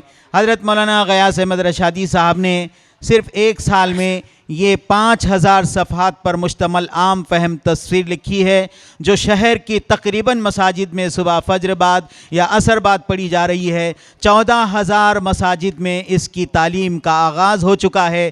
انشاءاللہ ہمارے علماء کرام نوجوانوں کی نگرانی میں آپ کے علاقے کی مساجد میں بھی انشاءاللہ اس کا آغاز ہوگا۔ ہم اپنے مرحومین کی جانب سے ایصال ثواب کے لیے پیٹی دیتے پارے کی اس پیٹی سے زیادہ بہتر اس کو مسجد میں دے کر اس کی تعلیم کا آغاز کیا جائے۔ تو عام فہم زبان میں یہ ہے، آپ حج ہاؤس کی مسجد دیکھیں گے، مولانا نسیم الدین صاحب مفتاحی وہ بھی اس کو جاری کر چکے ہیں اور اکثر مساجد میں انشاءاللہ اس کا آغاز ہو چکا ہے۔ آپ کے یہاں بھی آغاز اگر کوئی کرنا چاہتا ہے تو یہ تفسیر اپنے گھر میں بھی خود بھی پڑھ سکتے ہیں اور مسجد میں شروع کرانے کے لیے اپنے مرحومین کی جانب سے ایصال ثواب کے لیے دی جا سکتی ہے۔ اس کی ویسے ہدیہ 4500 روپے تھا، لیکن حضرت نے 3000 روپے اس کی جو خرچ آیا ہے اسی کو رکھا ہے تاکہ آسانی کے ساتھ ساری مساجد میں اور گھر میں اس کو پڑھا جا سکے۔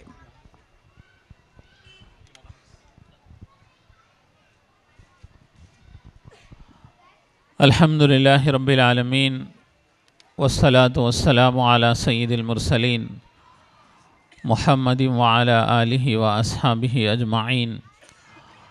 اما بعد فاعوذ باللہ من الشیطان الرجیم بسم اللہ الرحمن الرحیم۔ قد افلح من تزکا وذکر اسم ربہ فصلی بل تؤثرون الحیاۃ الدنیا والآخرۃ خیر وابقی ان هذا لفی الصحف الاولی صحف ابراہیم و موسیٰ صدق اللہ العظیم۔ قابل صد احترام صدر جلسہ، ڈائس پر تشریف فرما تاریخی شہر اورنگ آباد کے معزز علماء کرام، محلہ سعادت کے بزرگوں، نوجوان ساتھیوں، عزیز بچوں، یہ بچوں سے گزارش ہے کہ بھائی تھوڑی دیر خاموش ہو جاؤ، سن رہے ہیں؟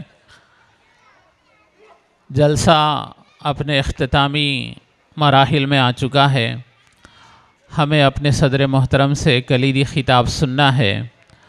میں اپنے ان نوجوانوں سے جو دور دور کھڑے ہیں گزارش کرتا ہوں کہ قریب آ جائیں، جن کو جہاں جگہ مل سکتی ہے وہاں بیٹھ جائیں۔ بہت لمبا وقت آپ کا نہیں لیا جائے گا۔ محلے کا نام سعادت نگر ہے۔ سعادت کی خصوصیت یہ ہے کہ انہوں نے اپنی زندگیوں کی اصلاح کر کے اپنی ساری زندگیوں کو لوگوں کی اصلاح کے لیے وقف کیا، اور آج کے اس اجلاس کا عنوان بھی اصلاح معاشرہ ہے۔ ہمارے جتنے بھی سلاسل ہیں، چشتیہ، قادریہ، سہروردیہ، نقشبندیہ، اس میں جب بیعت کرائی جاتی ہے تو اس بات کا بھی حکم دیا جاتا ہے کہ سعادت کا احترام کریں۔ اس لیے ہم آپ سب کا احترام کرتے ہیں اور آپ سب کو مبارکباد دیتے ہیں کہ آپ اس محلے سے وابستہ ہیں۔ آپ میں بھی بہت سے ایسے لوگ ہوں گے جو خاندانی اعتبار سے سعادت ہیں، تو ہمارا سعادت ہو جانا یہ ہمیں ایک اونچی نسبت کے ساتھ بڑی ذمہ داری بھی ہماری ہوتی ہے کہ ہماری زندگی دوسروں کے لیے نمونہ ہونا چاہیے۔ انبیاء علیہم الصلاۃ والتسلیمات یہ سعادت میں سے تھے۔ جتنے بھی اولیاء اللہ کا تذکرہ آپ سنتے ہیں ان میں سے بیشتر ان کا سلسلہ امام الانبیاء محمد مصطفیٰ صلی اللہ علیہ وسلم سے ملتا ہے۔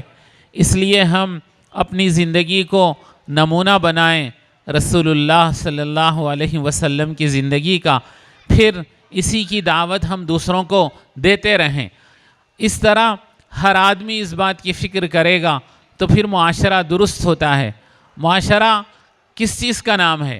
ایک آدمی کا نام معاشرہ نہیں ہے، ایک ایک آدمی ملتا ہے تو تب سوسائٹی بنتی ہے، معاشرہ بنتا ہے۔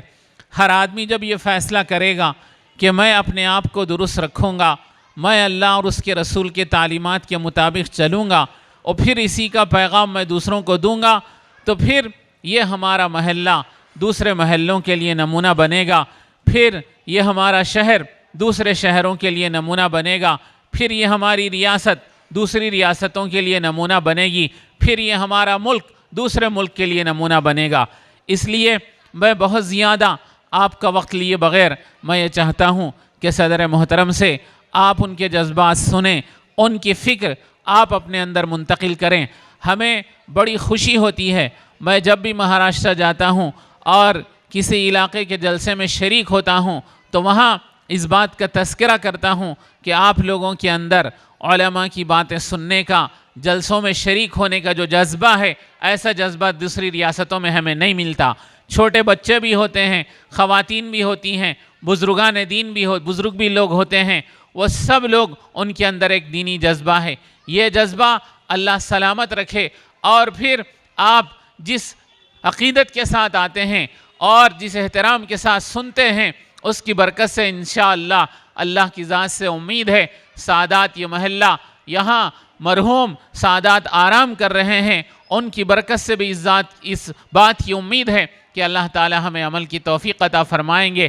میں آخر میں اورنگ آباد کی شاخ کے تمام ذمہ داران کو، مولانا مفتی انیس صاحب کو، ان کے سب ساتھیوں کو مبارکباد دیتے ہوئے کہ آج دن بھر کا پروگرام بھی بہت عمدگی کے ساتھ انہوں نے چلایا، بہت اعلیٰ سے اعلیٰ انتظامات انہوں نے کیے، اور اس جلسے کو بھی بہترین انداز میں سجایا ہے، آپ لوگوں کو بلایا ہے۔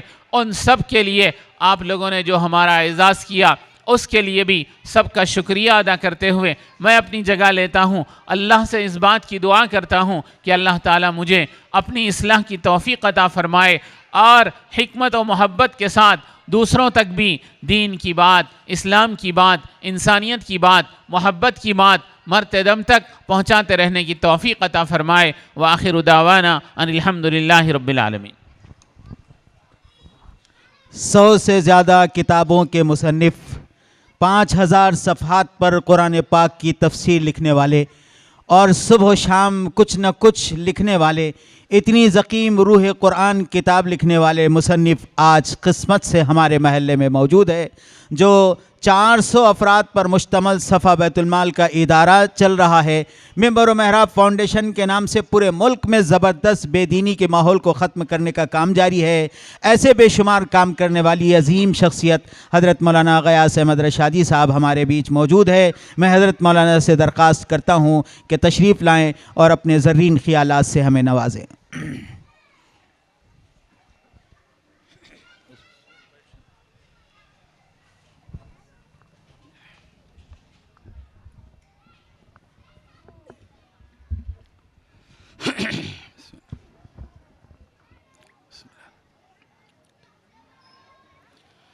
الحمد لله وكفى وسلام على عباده الذين اصطفى أما بعد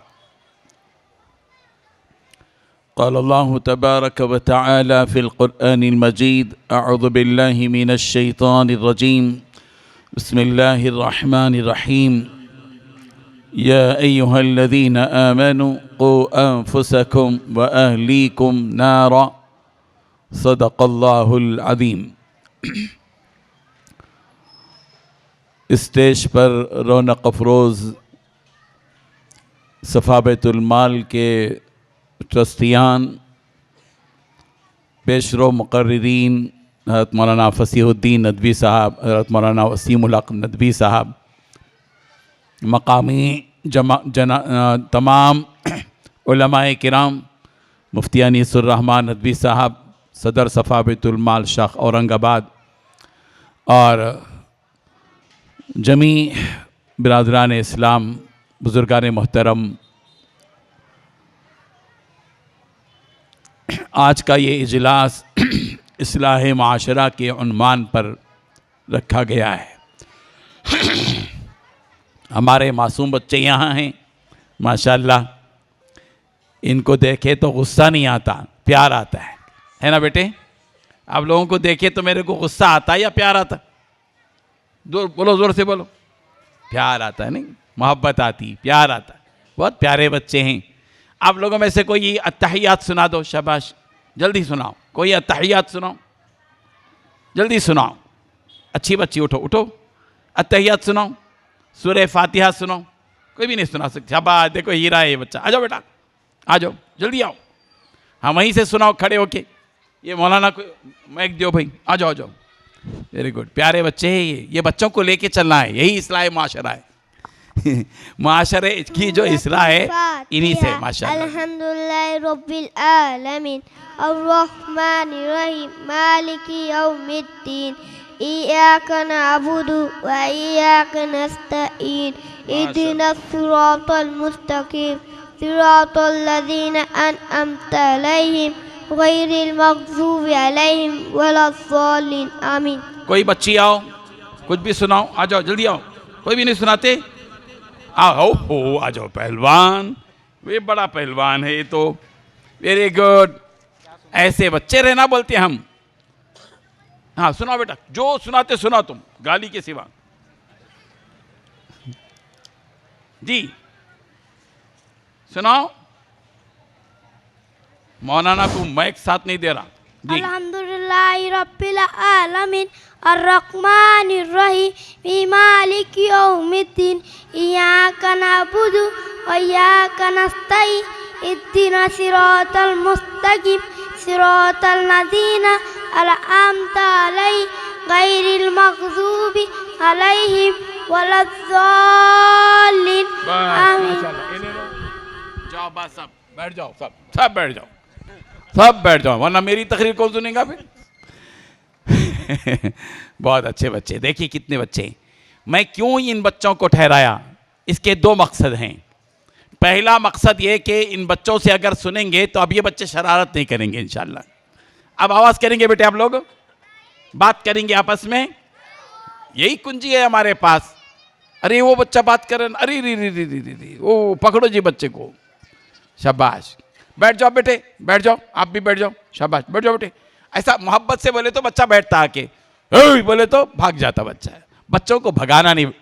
ہماری مسجدوں میں ہمارے پاس کچھ لوگ ایسے ہوتے چھوٹے بچوں کو شرارت کرنے پہ مار دیتے، غصہ کرتے. بعض مرتبہ بڑے لوگ بچوں کو آواز سے روکنے کے لیے خود اتنی آواز کرتے کہ بچے کی آواز کہیں کی چلے جاتی. بھائی بچوں کو ڈانٹو مت، پیار سے بولو. شاباش. اچھا بیٹے، آپ لوگ خاموش بیٹھتے. جو خاموش بیٹھیں گے ان کو ہم شاباشی دیں گے آخر میں. دیکھیں گے کون خاموش بیٹھتے، بغیر بات کرے کے بیٹھنا. چلو بیٹھ، اے بچے بیٹھ جاؤ، بیٹھ جاؤ. شاباش. یہ ایک مقصد یہ تھا میرا. دوسرا میں یہ بتانا چاہتا ہوں، یہ جو بچے یہاں بیٹھے ہوئے ہیں ان کے پیچھے کن کی محنت ہے؟ ان کے پیچھے دو لوگ کی محنت ہے. ایک ہمارے یہ علماء کرام کے جو یہاں بیٹھے ہوئے ہیں، دوسرے ان کی ماؤں کی محنت ہے. اگر ان بچوں پر مسجدوں کے، مدارس کے، مکاتب کے اساتذہ ان پر دینی تربیت اور تعلیم کی محنت ختم کر دیں گے، چھوڑ دیں گے، یہ بچے آپ کے مسلمان باقی نہیں رہیں گے. یاد رکھیے، ان کا احسان مانیے یہ علماء کا. آج حقیقت ہے یہ، پورے ہندوستان کے چپے چپے کی حالت ہے یہ کہ باپ کو اپنے بچوں کی تربیت کا وقت نہیں ہے. میں آپ لوگ سامنے اس لیے بول رہا ہوں، میں ہر ایک کو کمانے کی چکر ہے. اللہ ماشاءاللہ 100 میں سے آپ کو 4 سے 5 مرد ایسے ملتے ہیں، عورتیں چاہیے، جو اپنے بچوں کی تعلیم، ان کی تربیت، ان کی دین کے بارے میں غور کرتے ہوں، فکر کرتے ہوں. 95% باپ کبھی اپنے بچے کو کیا پڑھا، اس کا دین کیا ہے، اس کی تربیت کیا ہے، اس کی زبان سے کیا نکل رہا ہے، وہ کون سے بچوں کے پاس پھر رہا ہے، گلی کوچے میں اس کے کیا ہنگامے، کچھ نہیں پتا ہے. ماں ماشاءاللہ کچھ محنت کرتی ہے، 25-30% مائیں ماشاءاللہ اپنے بچوں کی تربیت کرتی ہیں. تو اصلاح جو معاشرہ ہے، اصلاح معاشرہ، وہ ایک طرف علماء سے ہو رہا ہے تو ہماری بہنوں سے ہو رہا ہے. یہ ہماری مائیں اور بہنیں ان پر محنت کر رہی ہیں. اس لیے اس وقت کی شدید ضرورت ہے کہ اگلے جنریشن کو مسلمان باقی رہنا ہے اور آنے والے معاشرے کی اصلاح ہو، اور اصلاح شدہ معاشرہ اگر ہم اپنی آنکھوں سے دیکھنا چاہیں تو ہمیں آنے والی ان نسلوں پر پوری محنت کرنا ہے. اور سب سے پہلا جو مدرسہ ہے، ہم لوگ سمجھتے ہیں کہ دارالعلوم فلاں، دارالعلوم فلاں، دارالعلوم فلاں مکتب. سب سے پہلا مدرسہ مکتب نہیں، مدرسہ نہیں، دارالعلوم نہیں، بلکہ سب سے پہلا مدرسہ ان بچوں کے لیے ماں کی گود ہے. یہ ماں کی گود اگر بن گئی، پورے معاشرے کی اصلاح ہو جائے گی انشاءاللہ، پورے معاشرے کی اصلاح ہو جائے گی. اسی لیے انتخاب کرنے کے سلسلے میں رشتے کے بارے میں کیا کہا؟ فَاظْفَرْ بِذَاتِ الدِّین. جب تم رشتہ کرو، رشتہ ڈھونڈو، ان کی دولت، صرف ان کا حسن و جمال، صرف ان کی برادری، صرف ان کا حسن و نسب، یہ مت دیکھو ان کا مال، بلکہ دیکھو بنیاد تمہاری یہ ہونی چاہیے کہ اس سے رشتہ کرو تو تم اس کی دینداری کو دیکھو. ایک تربیت یافتہ بیوی آئے گی تو اس سے جو اولاد پیدا ہوگی وہ صالح، نیکوکار، با اخلاق، بہترین سپوت اور اس ملک کا بھی اور ملت کا بھی ایک تاریخ بنانے والا فرد پیدا ہوگا. اسی لیے آج کے اس ملک میں سب سے زیادہ محنت نوجوان لڑکیوں اور عورتوں پر ہونی چاہیے. یہ معاشرے کی اصلاح ہے. معاشرے کو اصلاح کی طرف لے جانے کے لیے ضروری ہے کہ ہم یہ ہدف، یہ نشانہ اور یہ ٹارگٹ بنا کر زندگی گزاریں کہ ہم آج سے اپنے گھروں کو مدرسہ بنائیں گے انشاءاللہ. مدرسہ اپنی جگہ مدرسہ رہے گا انشاءاللہ. وہ لوگ اپنا کام کریں گے انشاءاللہ. مکاتب اپنی جگہ مکاتب قائم کریں گے. لیکن یاد رکھیے مکتب میں ہمارے علماء جو محنت کر رہے ہیں، ظاہر بات ہے کہ ان کے پاس تو 1 گھنٹہ، 1.5 گھنٹہ، 2 گھنٹے بچہ رہے گا. لیکن گھر میں ماں باپ کے پاس 8-8، 10-10، 12-12، 13-13، 14 گھنٹے وہ بچہ ماں کے پاس رہے گا، گھر میں رہے گا. اگر ماں اس کی تربیت کا خیال نہیں رکھے گی، ماں اس بچے کے زبان سے نکلنے والے الفاظ پر اور اس کے دل و دماغ پر محنت نہیں کرے گی، تو ظاہر بات ہے کہ آنے والی نسلیں مومن و مسلمان باقی نہیں رہیں گی. آپ کبھی بھروسہ مت کیجئے کہ جن اسکولوں میں آپ کا بچہ جا رہا ہے وہاں وہ کچھ بن کر آئے گا. ایک دور تھا جہاں ہم امید رکھتے تھے کہ اس اسکول میں جانے والا بچہ وہاں تعلیم کے ساتھ تربیت لے کر گھر آئے گا، لیکن اب وہ توقع اسکولوں سے ختم ہو چکی ہے، تقریباً ختم ہو چکی ہے. بلکہ اب تو بگاڑ پیدا کرنے کے اسباب بن چکے ہیں. آپ اسکولوں کے دورے کیجئے، آپ اندازہ لگائیے ہمارے اس ملک کا کہ ہمارے ملک کے مسلمانوں کے بچے جن کی عمریں 3 سال سے لے کر 20 سال تک کی ہیں، وہ 60% ہمارے مسلمان بچے اس ملک کے ہندو مینجمنٹ اسکول، مشنری اسکول، عیسائی مشنری اسکول میں تعلیم حاصل کر رہے ہیں. یہ اوپن بات ہے. اور ہمارا مقصد کیا ہے؟ ہمارا بچہ انجینئر بنے، بنائیے. ڈاکٹر بنے، بنائیے. MBA کرنے دیجئے. CA کرے گا، ٹھیک ہے. سب کچھ کرنے دیجئے، اور کرنے کی ضرورت ہے اس وقت میں تاکہ ان کی معیشت مضبوط ہو. لیکن اس سے بھی بڑھ کر اس بات کی ضرورت ہے کہ ہمارا وہ بچہ جو وہاں تعلیم حاصل کر کے آئے گا، لیکن اگر دین بیچ کر گھر واپس آئے گا تو پھر تو ہم سوائے خون کے آنسو بہانے کے اور کچھ نہیں بہا سکتے. یہ وقت کی ضرورت ہے کہ ہم اپنے بچوں کی تعلیم کے ساتھ ان کی تربیت کا پورا خیال کریں. صرف تعلیم کو نشانہ بنائیں گے، صرف سرٹیفکیٹ کے ایک پرزے پر آپ کی نظریں ہوں گی، اور آپ کے بچے کے میڈلز پر، اس کے مومنٹوز پر آپ کی نظریں رہیں گی کہ میرے بچے نے اتنے نمبرات لیے، میرے بچے نے یہ ڈگری دی، وہ ڈگری دی، یہ مومنٹو ملے، یہ ایوارڈ ملا، یہ انعام ملا. صرف اسی پر اکتفا کریں گے اور ان کی تربیت کا، ان کے حجاب کا اور ان کی حیا کا اور ان کو اسلامی راستے پر ڈھالنے کی فکر نہیں کریں گے. یاد رکھیے جو سوشل میڈیا پر آج آ رہا ہے وہ چیزیں شروع ہو چکی ہیں. بالخصوص اپنی بچیوں کے سلسلے میں ہر باپ کی ذمہ داری ہے. قرآن مجید آواز لگا رہا ہے, سارے ایمان والوں سے خطاب کر رہا ہے, یا ایھا الذین آمنو. یہ جو قرآن مجید میں یا ایھا الذین آمنو کا لفظ آیا ہے, اے ایمان والو, یہ ایک جملہ ہے. یہ اے ایمان والو, اے ایمان والو کا جہاں جہاں قرآن مجید میں تذکرہ ہے, اے ایمان والو. جب بھی ہم قرآن مجید پڑھیں یا ایھا الذین آمنو پر ہماری نگاہ پڑے, ہمارے کان کھڑے ہو جانا چاہیے, بندگی کا احساس زندہ ہونا چاہیے, ہمارا ضمیر جاگ جانا چاہیے, اور ہمارے ذہن میں ایک سوال پیدا ہونا چاہیے کہ میرا رب میرے ایمان کا واسطہ دے کر مجھے پکار رہا ہے. اے ایمان والو, میرے ایمان کو پروردگار سامنے رکھ کر مجھے پکار رہے ہیں. ہم اپنے پروردگار سے سوال کریں, اے اللہ, اے میرے پروردگار, اے زمین و آسمان کے خالق اور مالک, اے ستاروں اور سیاروں کے خالق اور مالک, اے چاند اور سورج کے خالق اور مالک, اے آگ, ہوا, پانی اور مٹی کے خالق اور مالک, مجھے بتائیے آپ میرے خالق اور مالک ہیں, میرے معبود ہیں. آپ مجھے کس چیز کے لیے پکار رہے ہیں, کیا کہنا چاہتے ہیں آپ؟ جہاں جہاں اللہ تبارک و تعالیٰ نے یا ایھا الذین آمنو, یا ایھا الذین آمنو کا ہے, وہاں ایمان کا واسطہ دے کر ایمان والوں کو پکار کر کہا ہے. انہی میں سے ایک ہے یہ بھی آیت. کیا کہہ رہے ہیں اللہ تبارک و تعالیٰ؟ یا ایھا الذین آمنو, اے ایمان والو, قو انفسکم و اہلیکم نارا. اے ایمان والو, تم اپنے آپ کو بچاؤ اور اپنے اہل و عیال کو, اپنے متعلقین کو, اپنے ماتحت افراد کو بچاؤ. کس سے؟ دوزخ کی آگ سے بچاؤ.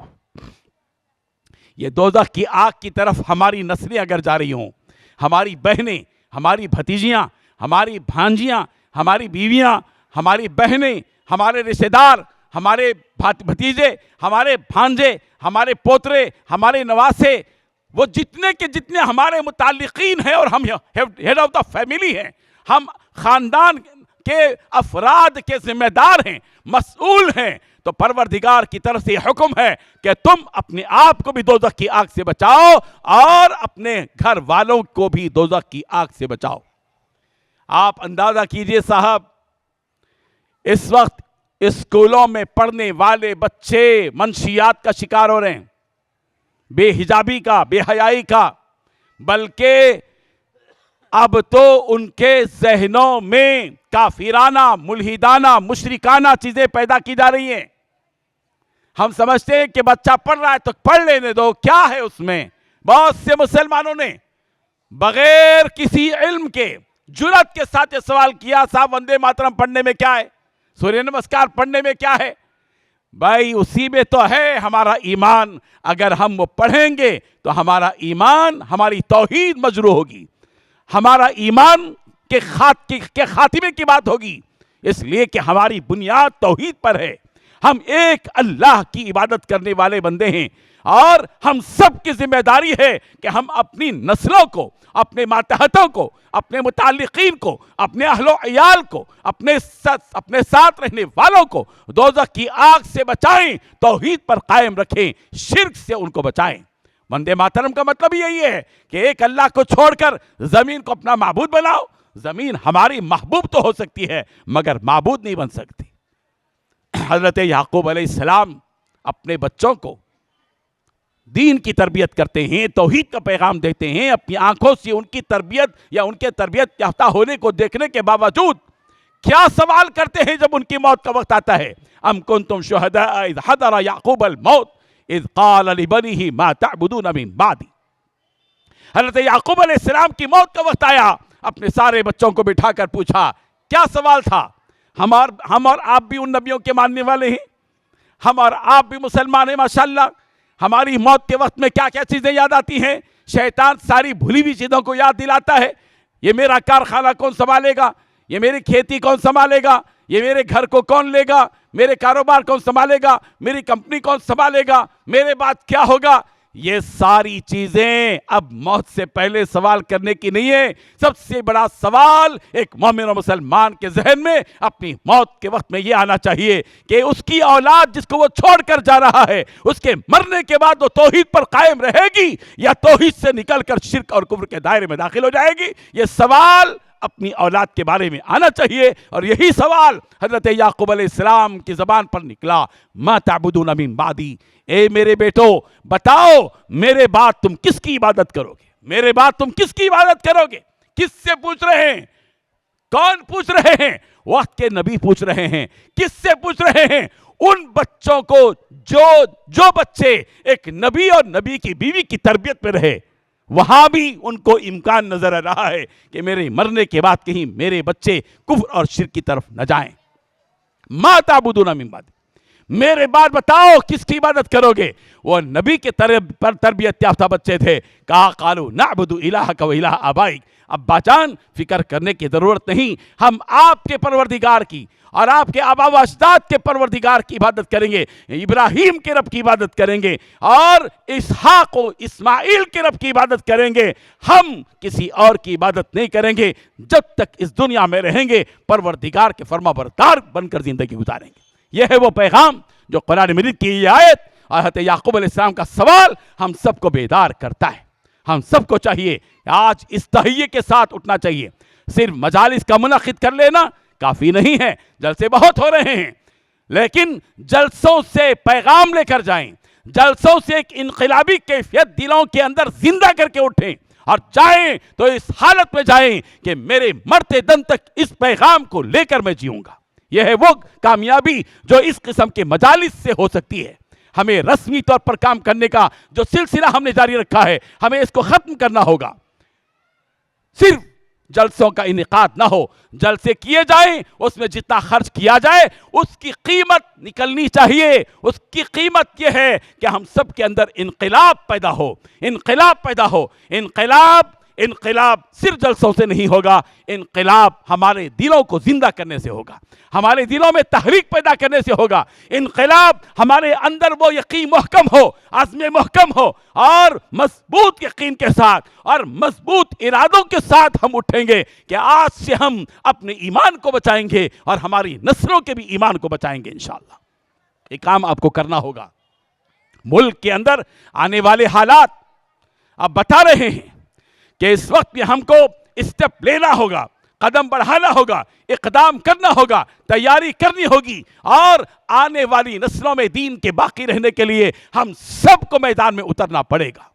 یاد رکھیے, اگر ہم لوگ یہاں کرتا پاجامہ ٹوپی اور داڑھی کے ساتھ یہاں بیٹھے ہوئے اور یہ سمجھتے ہیں کہ ہم روزانہ تہجد پڑھتے ہیں, اشراق پڑھتے ہیں, اوابین پڑھتے ہیں, 5 وقت نمازیں پڑھتے ہیں, جمعہ کا اہتمام کرتے ہیں, اور ہم اس لیے مسلمان ہیں, اللہ کے ہاں ہماری کوئی پرسش نہیں ہوگی, ہماری کوئی پوچھ نہیں ہوگی, یہ خام خیالی ہے. یاد رکھیے, ہم میں سے ہر ایک کو, بولنے والے سے بھی پوچھا جائے گا, سننے والوں سے بھی پوچھا جائے گا کہ تم نے وہ حق ادا کیا یا نہیں جو تمہارے سروں پر ذمہ داری تھی بوجھتی, دعوت دین کی, دین بیداری کی, اسلام کے اندر اسلام کا شعور بیدار کرنے کی جو ذمہ داری تمہارے کاندھوں پر تھی, اس ذمہ داری کو تم نے پورا کیا یا نہیں. تم اپنی نمازوں پر اکتفا کر کے زندگی گزار رہے تھے, تم اپنی نماز پڑھ کر خوش تھے کہ میں دیندار بن گیا. صرف اپنی نماز پڑھ کر اپنے آپ کو دیندار سمجھنے والا دھوکے کا شکار ہے. اس کو چاہیے کہ وہ اپنی دینداری کے ساتھ اپنے اطراف و اکناف کے ماحول میں رہنے والے بے دین لوگوں کو دین کی طرف لانا ہوگا. جب یہ سلسلہ چل پڑے گا امت کے اندر, ہر دیندار ایک بے دین آدمی کو دین کی دعوت دے, ہر دیندار, ہر نمازی ایک بے نمازی کو دین کی طرف نمازی بنانے کی کوشش کرے, ہر روزے دار ہر بے روزہ آدمی کو روزے کی تلقین کرنے والا بن جائے, تو پھر یاد رکھیے انقلاب آئے گا اس ملک کے اندر, اور پھر تبدیل ہو جائے گا اس کا نقشہ. یاد رکھیے, دوسروں کی طاقتوں سے اسلام اور مسلمانوں پر کوئی فرق نہیں آئے گا. دوسروں کی سازشوں سے اسلام اور مسلمانوں کا کوئی بگاڑ نہیں سکے گا.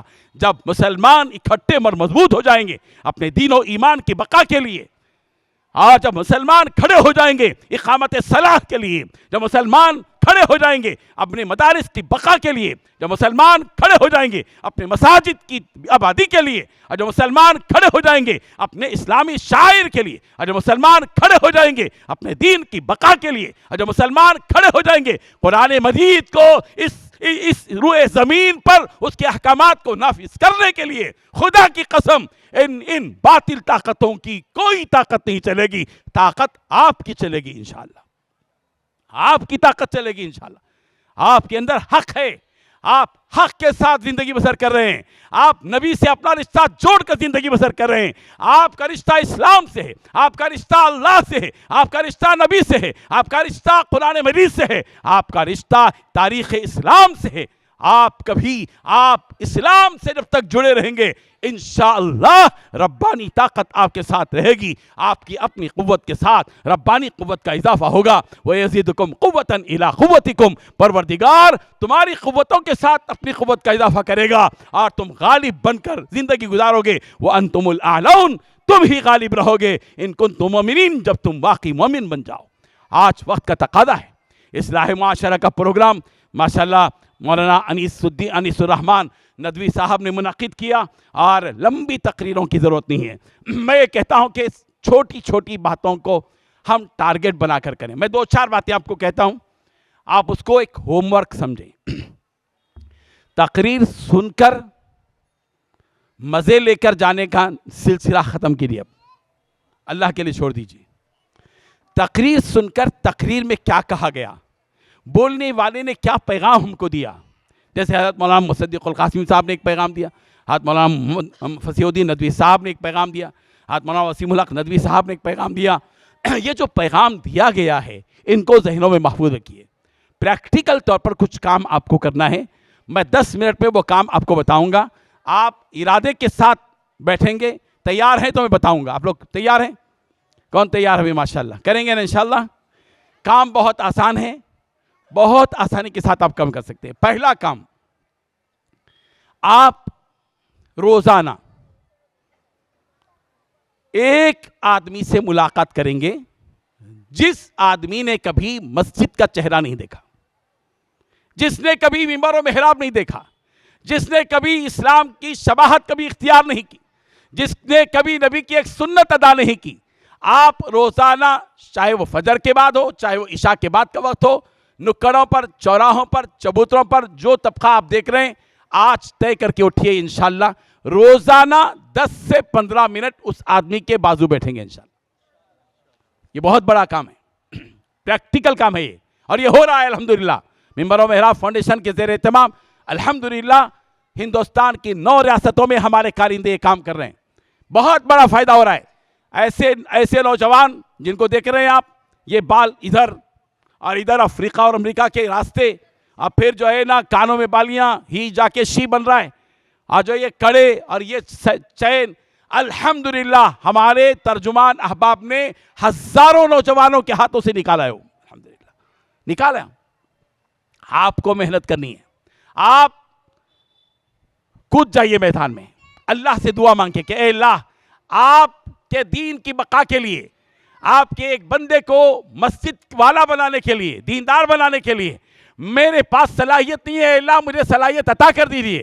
میں آج ایک نوجوان سے ملاقات کرنے کے لیے جا رہا ہوں، جو مجھے راستے میں ملے گا، جو نکڑوں پر بیٹھا ہوا ہوگا، میں 10 سے 15 منٹ اس کے بعد وہ بیٹھوں گا۔ اور یہ جو بڑا پن ہے نکال دیجئے، میں مولانا ہوں، میں بزرگ ہوں، میں حاجی ہوں، حج کر کے آیا ہوں، میرے 10 عمرے ہو چکے ہیں، میں تو لوگوں میں بڑا شریف ہوں، میں نکڑ پر چوراہے پر کسی چبوترے پر جا کر وہ آدمی کے بعد بیٹھوں گا، لوگ کیا کہیں گے، لوگ کیا کہیں گے اس کو چھوڑ دیجئے، نہیں ملنے کی صورت میں اللہ کیا کہے گا وہ سوچئے۔ اس لیے 10 سے 15 منٹ آپ سے مانگ رہے ہیں ہم روزانہ کے، 10 سے 15 منٹ۔ ہو سکتا ہے کہ اس چبوترے پر بیٹھنے کی وجہ سے آپ کا کرتا، آپ کا پیجامہ خراب ہو گیا ہو، امید ہے کہ اس کا دل پاک ہو جائے گا انشاءاللہ۔ یہ کام کریں گے نا انشاءاللہ؟ پہلا کام ہے آپ کو کرنا انشاءاللہ، پہلا کام۔ یہ جو دوسرا کام، یہ جو چھوٹے بچے ہیں نا، جب بھی راستے میں آپ کو ملتے ہیں، کھیلتے ہوئے ملتے ہیں، کودتے ہوئے ملتے ہیں، کبھی گالیاں دیتے ہیں، آپ لوگ سن کے چلے جاتے ہیں، کیوں क्यों भाई सुनकर चले जाते हैं? एक जमाना था गांव में बड़ा आदमी गली से गुजरता था, बच्चा टहता नहीं था सामने, भाग जाता था बड़े आदमी की अजमत में। अरे आ रहे हैं, हाजी साहब आ रहे हैं, फुला साहब आ रहे हैं, फैरोज भाई आ रहे हैं, इदरीस भाई आ रहे हैं, फुला भाई आ रहे हैं, भाग जाता था। गाली देने का तो तस्वुर नहीं था। आज हम लोग जाते रहते हैं और बच्चे गाली देते हैं और हम उसको अनसुनी करके बाहर जाते हैं आगे। क्यों जा रहे हैं भाई? खड़ जाइए आप, अल्लाह से मांगे कि अल्लाह इस बच्चे को नेक बना दीजिए, फिर उससे मोहब्बत की बात कर, डांटिए मत। ये बच्चे डांटने के लिए नहीं है, प्यार के लिए ही बच्चे। इन बच्चों को मोहब्बत से, बेटे क्या बोले बेटे, नहीं बोलना बेटे ऐसे, बहुत बुरी बात है बेटे, अल्लाह मियाँ खफा हो जाते, बेटा ऐसा नहीं बोलना, बोलो अच्छी बात बोलो। एक अच्छी बात उसकी ज़बान से निकलवा दीजिए और कुछ अपने जेब में से कुछ इनाम उसको दे दीजिए। एक चीज़ देने के लिए तैयार नहीं आज, चमड़ी जाए दमड़ी ना जाए। हाँ, ये तस्वुर ख़त्म कीजिए, ये सूखी दावत नहीं चलने वाली है, तर दावत। अपने जेबों में हमेशा 2-4 चीज़ें, कलम हो, पेन हो, पेंसिल हो, चॉकलेट हो, कोई भी अच्छी चीज़ रख लीजिए, 10-15। जब भी आप किसी महल्ले से गुजरे, रोजाना असर के बाद किसी भी वक्त निकल जाइए, छोटे बच्चों से बात कीजिए। हम लोग एक प्रोग्राम चलाते हैं गलियों की कलियां, ये बच्चों से उनसे बात सुनाइए। अभी मैं हम बच्चे से बात किया ना, वो बच्चे से पढ़वाए, कुछ इनाम दे दीजिए बच्चे से, 10 रुपए दे दीजिए, कोई चीज़ दे दीजिए, अल्हम्दुलिल्लाह वो बच्चा दीन की तरफ माइल रहेगा। इसकी फिक्र कीजिए। दूसरा काम, अल्हम्दुलिल्लाह ये काम हम लोग करते हैं, आपको करना चाहिए। तीसरा काम है, आप लोग अपना मोबाइल निकालिए, मैं बताता हूं आपको। आपके पास मोबाइल है ना? हिंदुस्तान में बहुत कम लोग हैं जिनके पास मोबाइल नहीं है। बेटे खामोश रहो बेटा। हाँ, आप लोग मोबाइल निकालिए, मैं और एक काम देता हूं आपको, बहुत बड़ा काम कर सकते हैं आप इंशाल्लाह। मोबाइल में एक नंबर नोट कीजिए, 939 441 9850। शाबाश। और एक मरतबा सुन लीजिए, 939 441 9850। याद कर लिए बेटा, शाबाश। चलो, ये नंबर आप सेव कीजिए दरस कुरान के नाम से, दरस कुरान के नाम से सेव करिए। व्हाट्सएप पर जाकर अस्सलाम वालेकुम भेजिए। आपको ग्रुप में शामिल कर रहे हैं दरस कुरान और दरस हदीस के। रोजाना दरस कुरान सुबह में आएगा फजर के बाद, रोजाना असर के बाद दरस हदीस आएगा इंशाल्लाह। अब काम क्या करना है मैं आपको बताता हूं। चराग से चराग जलता है, सुना है आपने कभी? चराग से, एक चराग से कितने चराग जला सकते बेटा? बोलो, एक चराग से कितने चराग जला सकते? क्या कौन बोले? वो कौन बोले? जराओ पहलवान, वेरी गुड, भाग क्यों इधर, क्या बात है, शाबाश, वेरी गुड। तुम 1000 बोले, मैं उससे भी बढ़ के बोलता हूं, एक चराग से 1 लाख चराग जला सकते हैं। कितने? 1 लाख चराग। इसलिए कि यहां एक मोमबत्ती लेके इतना पूरों को दे दिए, पूरों को बोले 100 जलाओ तो 1 लाख हो जाते। ठीक है, अब क्या काम करना है? जब आप ये सेव कर ले, रोजाना आपको दरस कुरान आएगा, तो आप अपने जितने भी नंबर्स हैं, पूरे नंबर्स को एक ग्रुप बनाइए, अपने बीवी बच्चे साली बौनी जो भी जितने पूरों का एक ग्रुप बनाइए, दोस्तों आप पड़ोसियों का, जितने नंबरात आपके पास हैं, रोजाना दरस कुरान उनको ग्रुप बनाकर भेजिए। इंशाल्लाह ये हजारों की तादाद में लोगों तक दरस कुरान पहुंचेगा। अल्लाह तबारक व तआला हम सबको अमल की तौफीक अता फरमाए। मैं मौलाना मुफ्ती अनीसुर रहमान साहब का ममनून हूँ, मशकूर हूँ। यहाँ के महल्ले के उलमाए किराम का भी ममनून हूँ कि उन्होंने माशाल्लाह हम सबको बुलाया, दावत दी और हमारा एजाज़ किया और हमारी हौसला अफजाई की और हमारी बात को सुना। जज़ाकल्लाह। और महल्ले के सारे नौजवानों के भी हम ममनून हैं, मशकूर हैं कि माशाल्लाह उन्होंने जो है इस इजलास को कामयाब बनाने में अपनी पूरी ताकत और तवानाई सर्व की। अल्लाह ताला उनको जज़ाए खैर अता फरमाए।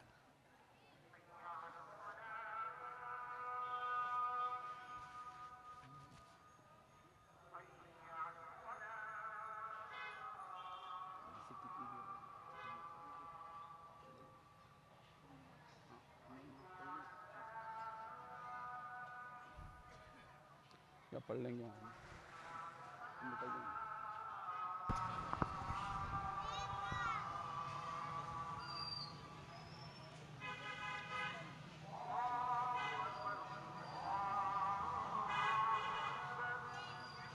दुआ फरमाइए। 2 मिनट। کچھ اعلان کرنا ہے؟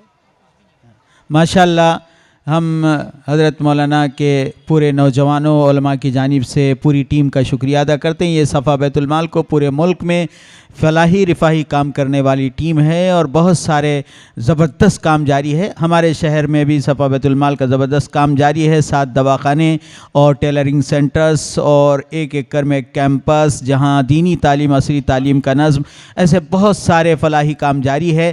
وقت تنگ تھا اس لیے آپ کو بہت ساری چیزیں بتائی نہیں جا سکی، اور یہ کام سارے کے سارے فلاحی کام کیے جاتے ہیں جس میں 100 گاڑیاں سامان کے ساتھ بے روزگاروں کو دی گئی، 100 سلائی مشینیں خواتین کو روزگار سے لگانے کے لیے دی گئی ہے. روزگار لگانے کی اسکیم بھی الحمدللہ جاری ہے.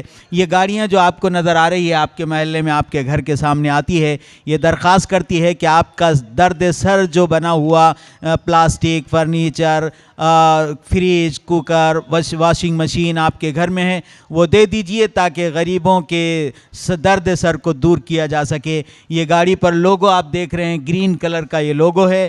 یہ حیدرآباد میں جو سینٹر ہے اسی کی نگرانی میں، جس کا روزانہ حساب کتاب اور آج کی صبح کی نشست میں پورے مہاراشٹرا میں الحمدللہ ان تمام علماء کرام کی نگرانی میں اورنگ آباد شاخ کو A+ گریڈ ملا ہے. پورے مہاراشٹرا میں سب سے پہلے نمبر پر رہا ہے سارے معاملات میں، حسابات میں، سارے کاموں میں. یہ آپ کے لیے مبارکبادی کا موقع ہے. ہمارا یہ سادات نگر کا محلہ، یہاں سے ماشاءاللہ بہت سارے لوگ ہمارے ممبر بھی ہیں اور ان گاڑیوں کی قدر بھی بہت سارے لوگ کرتے ہیں. بہت سارے ہمارے نکلے ہوئے ڈرائیور بھی ایسی گاڑی اور ایک بورڈ لگا کر گھوم رہے ہیں. ذرا احتیاط کریں کہ آپ کا کچرا بھی امت کے مفاد میں صحیح جگہ لگے، اس کا خیال رکھیں. کریں گے انشاءاللہ؟ کون کون کریں گا انشاءاللہ؟ الحمدللہ رب العالمین. اللہم صلی علی سیدنا مولانا محمد وبارک وسلم. ربنا علیک توکلنا و الیک نبنا و الیک المصیر. اے اللہ ہمارے گناہوں کو معاف فرما، رحم کے کرم کے فیصلے فرما. اے اللہ اجلاس کی منعقد کرنے والوں کو جزائے خیر عطا فرما. یہاں کے علماء کرام کو جزائے خیر عطا فرما جو ان معصوم بچوں کی تعلیم اور اس کی تربیت پہ لگے ہوئے ہیں.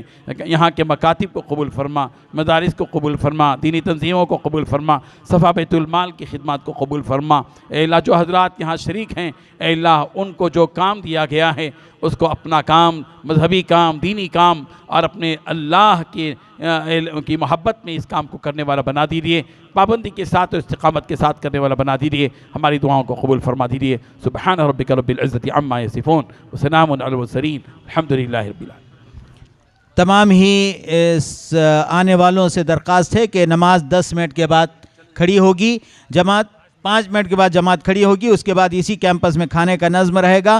تمام آنے والوں کا نوجوانوں اور علماء کی جانب سے شکریہ. آج کے میزبان خواجہ شرف الدین صاحب کا بھی ہم دل کی گہرائیوں کے ساتھ شکریہ ادا کرتے ہیں.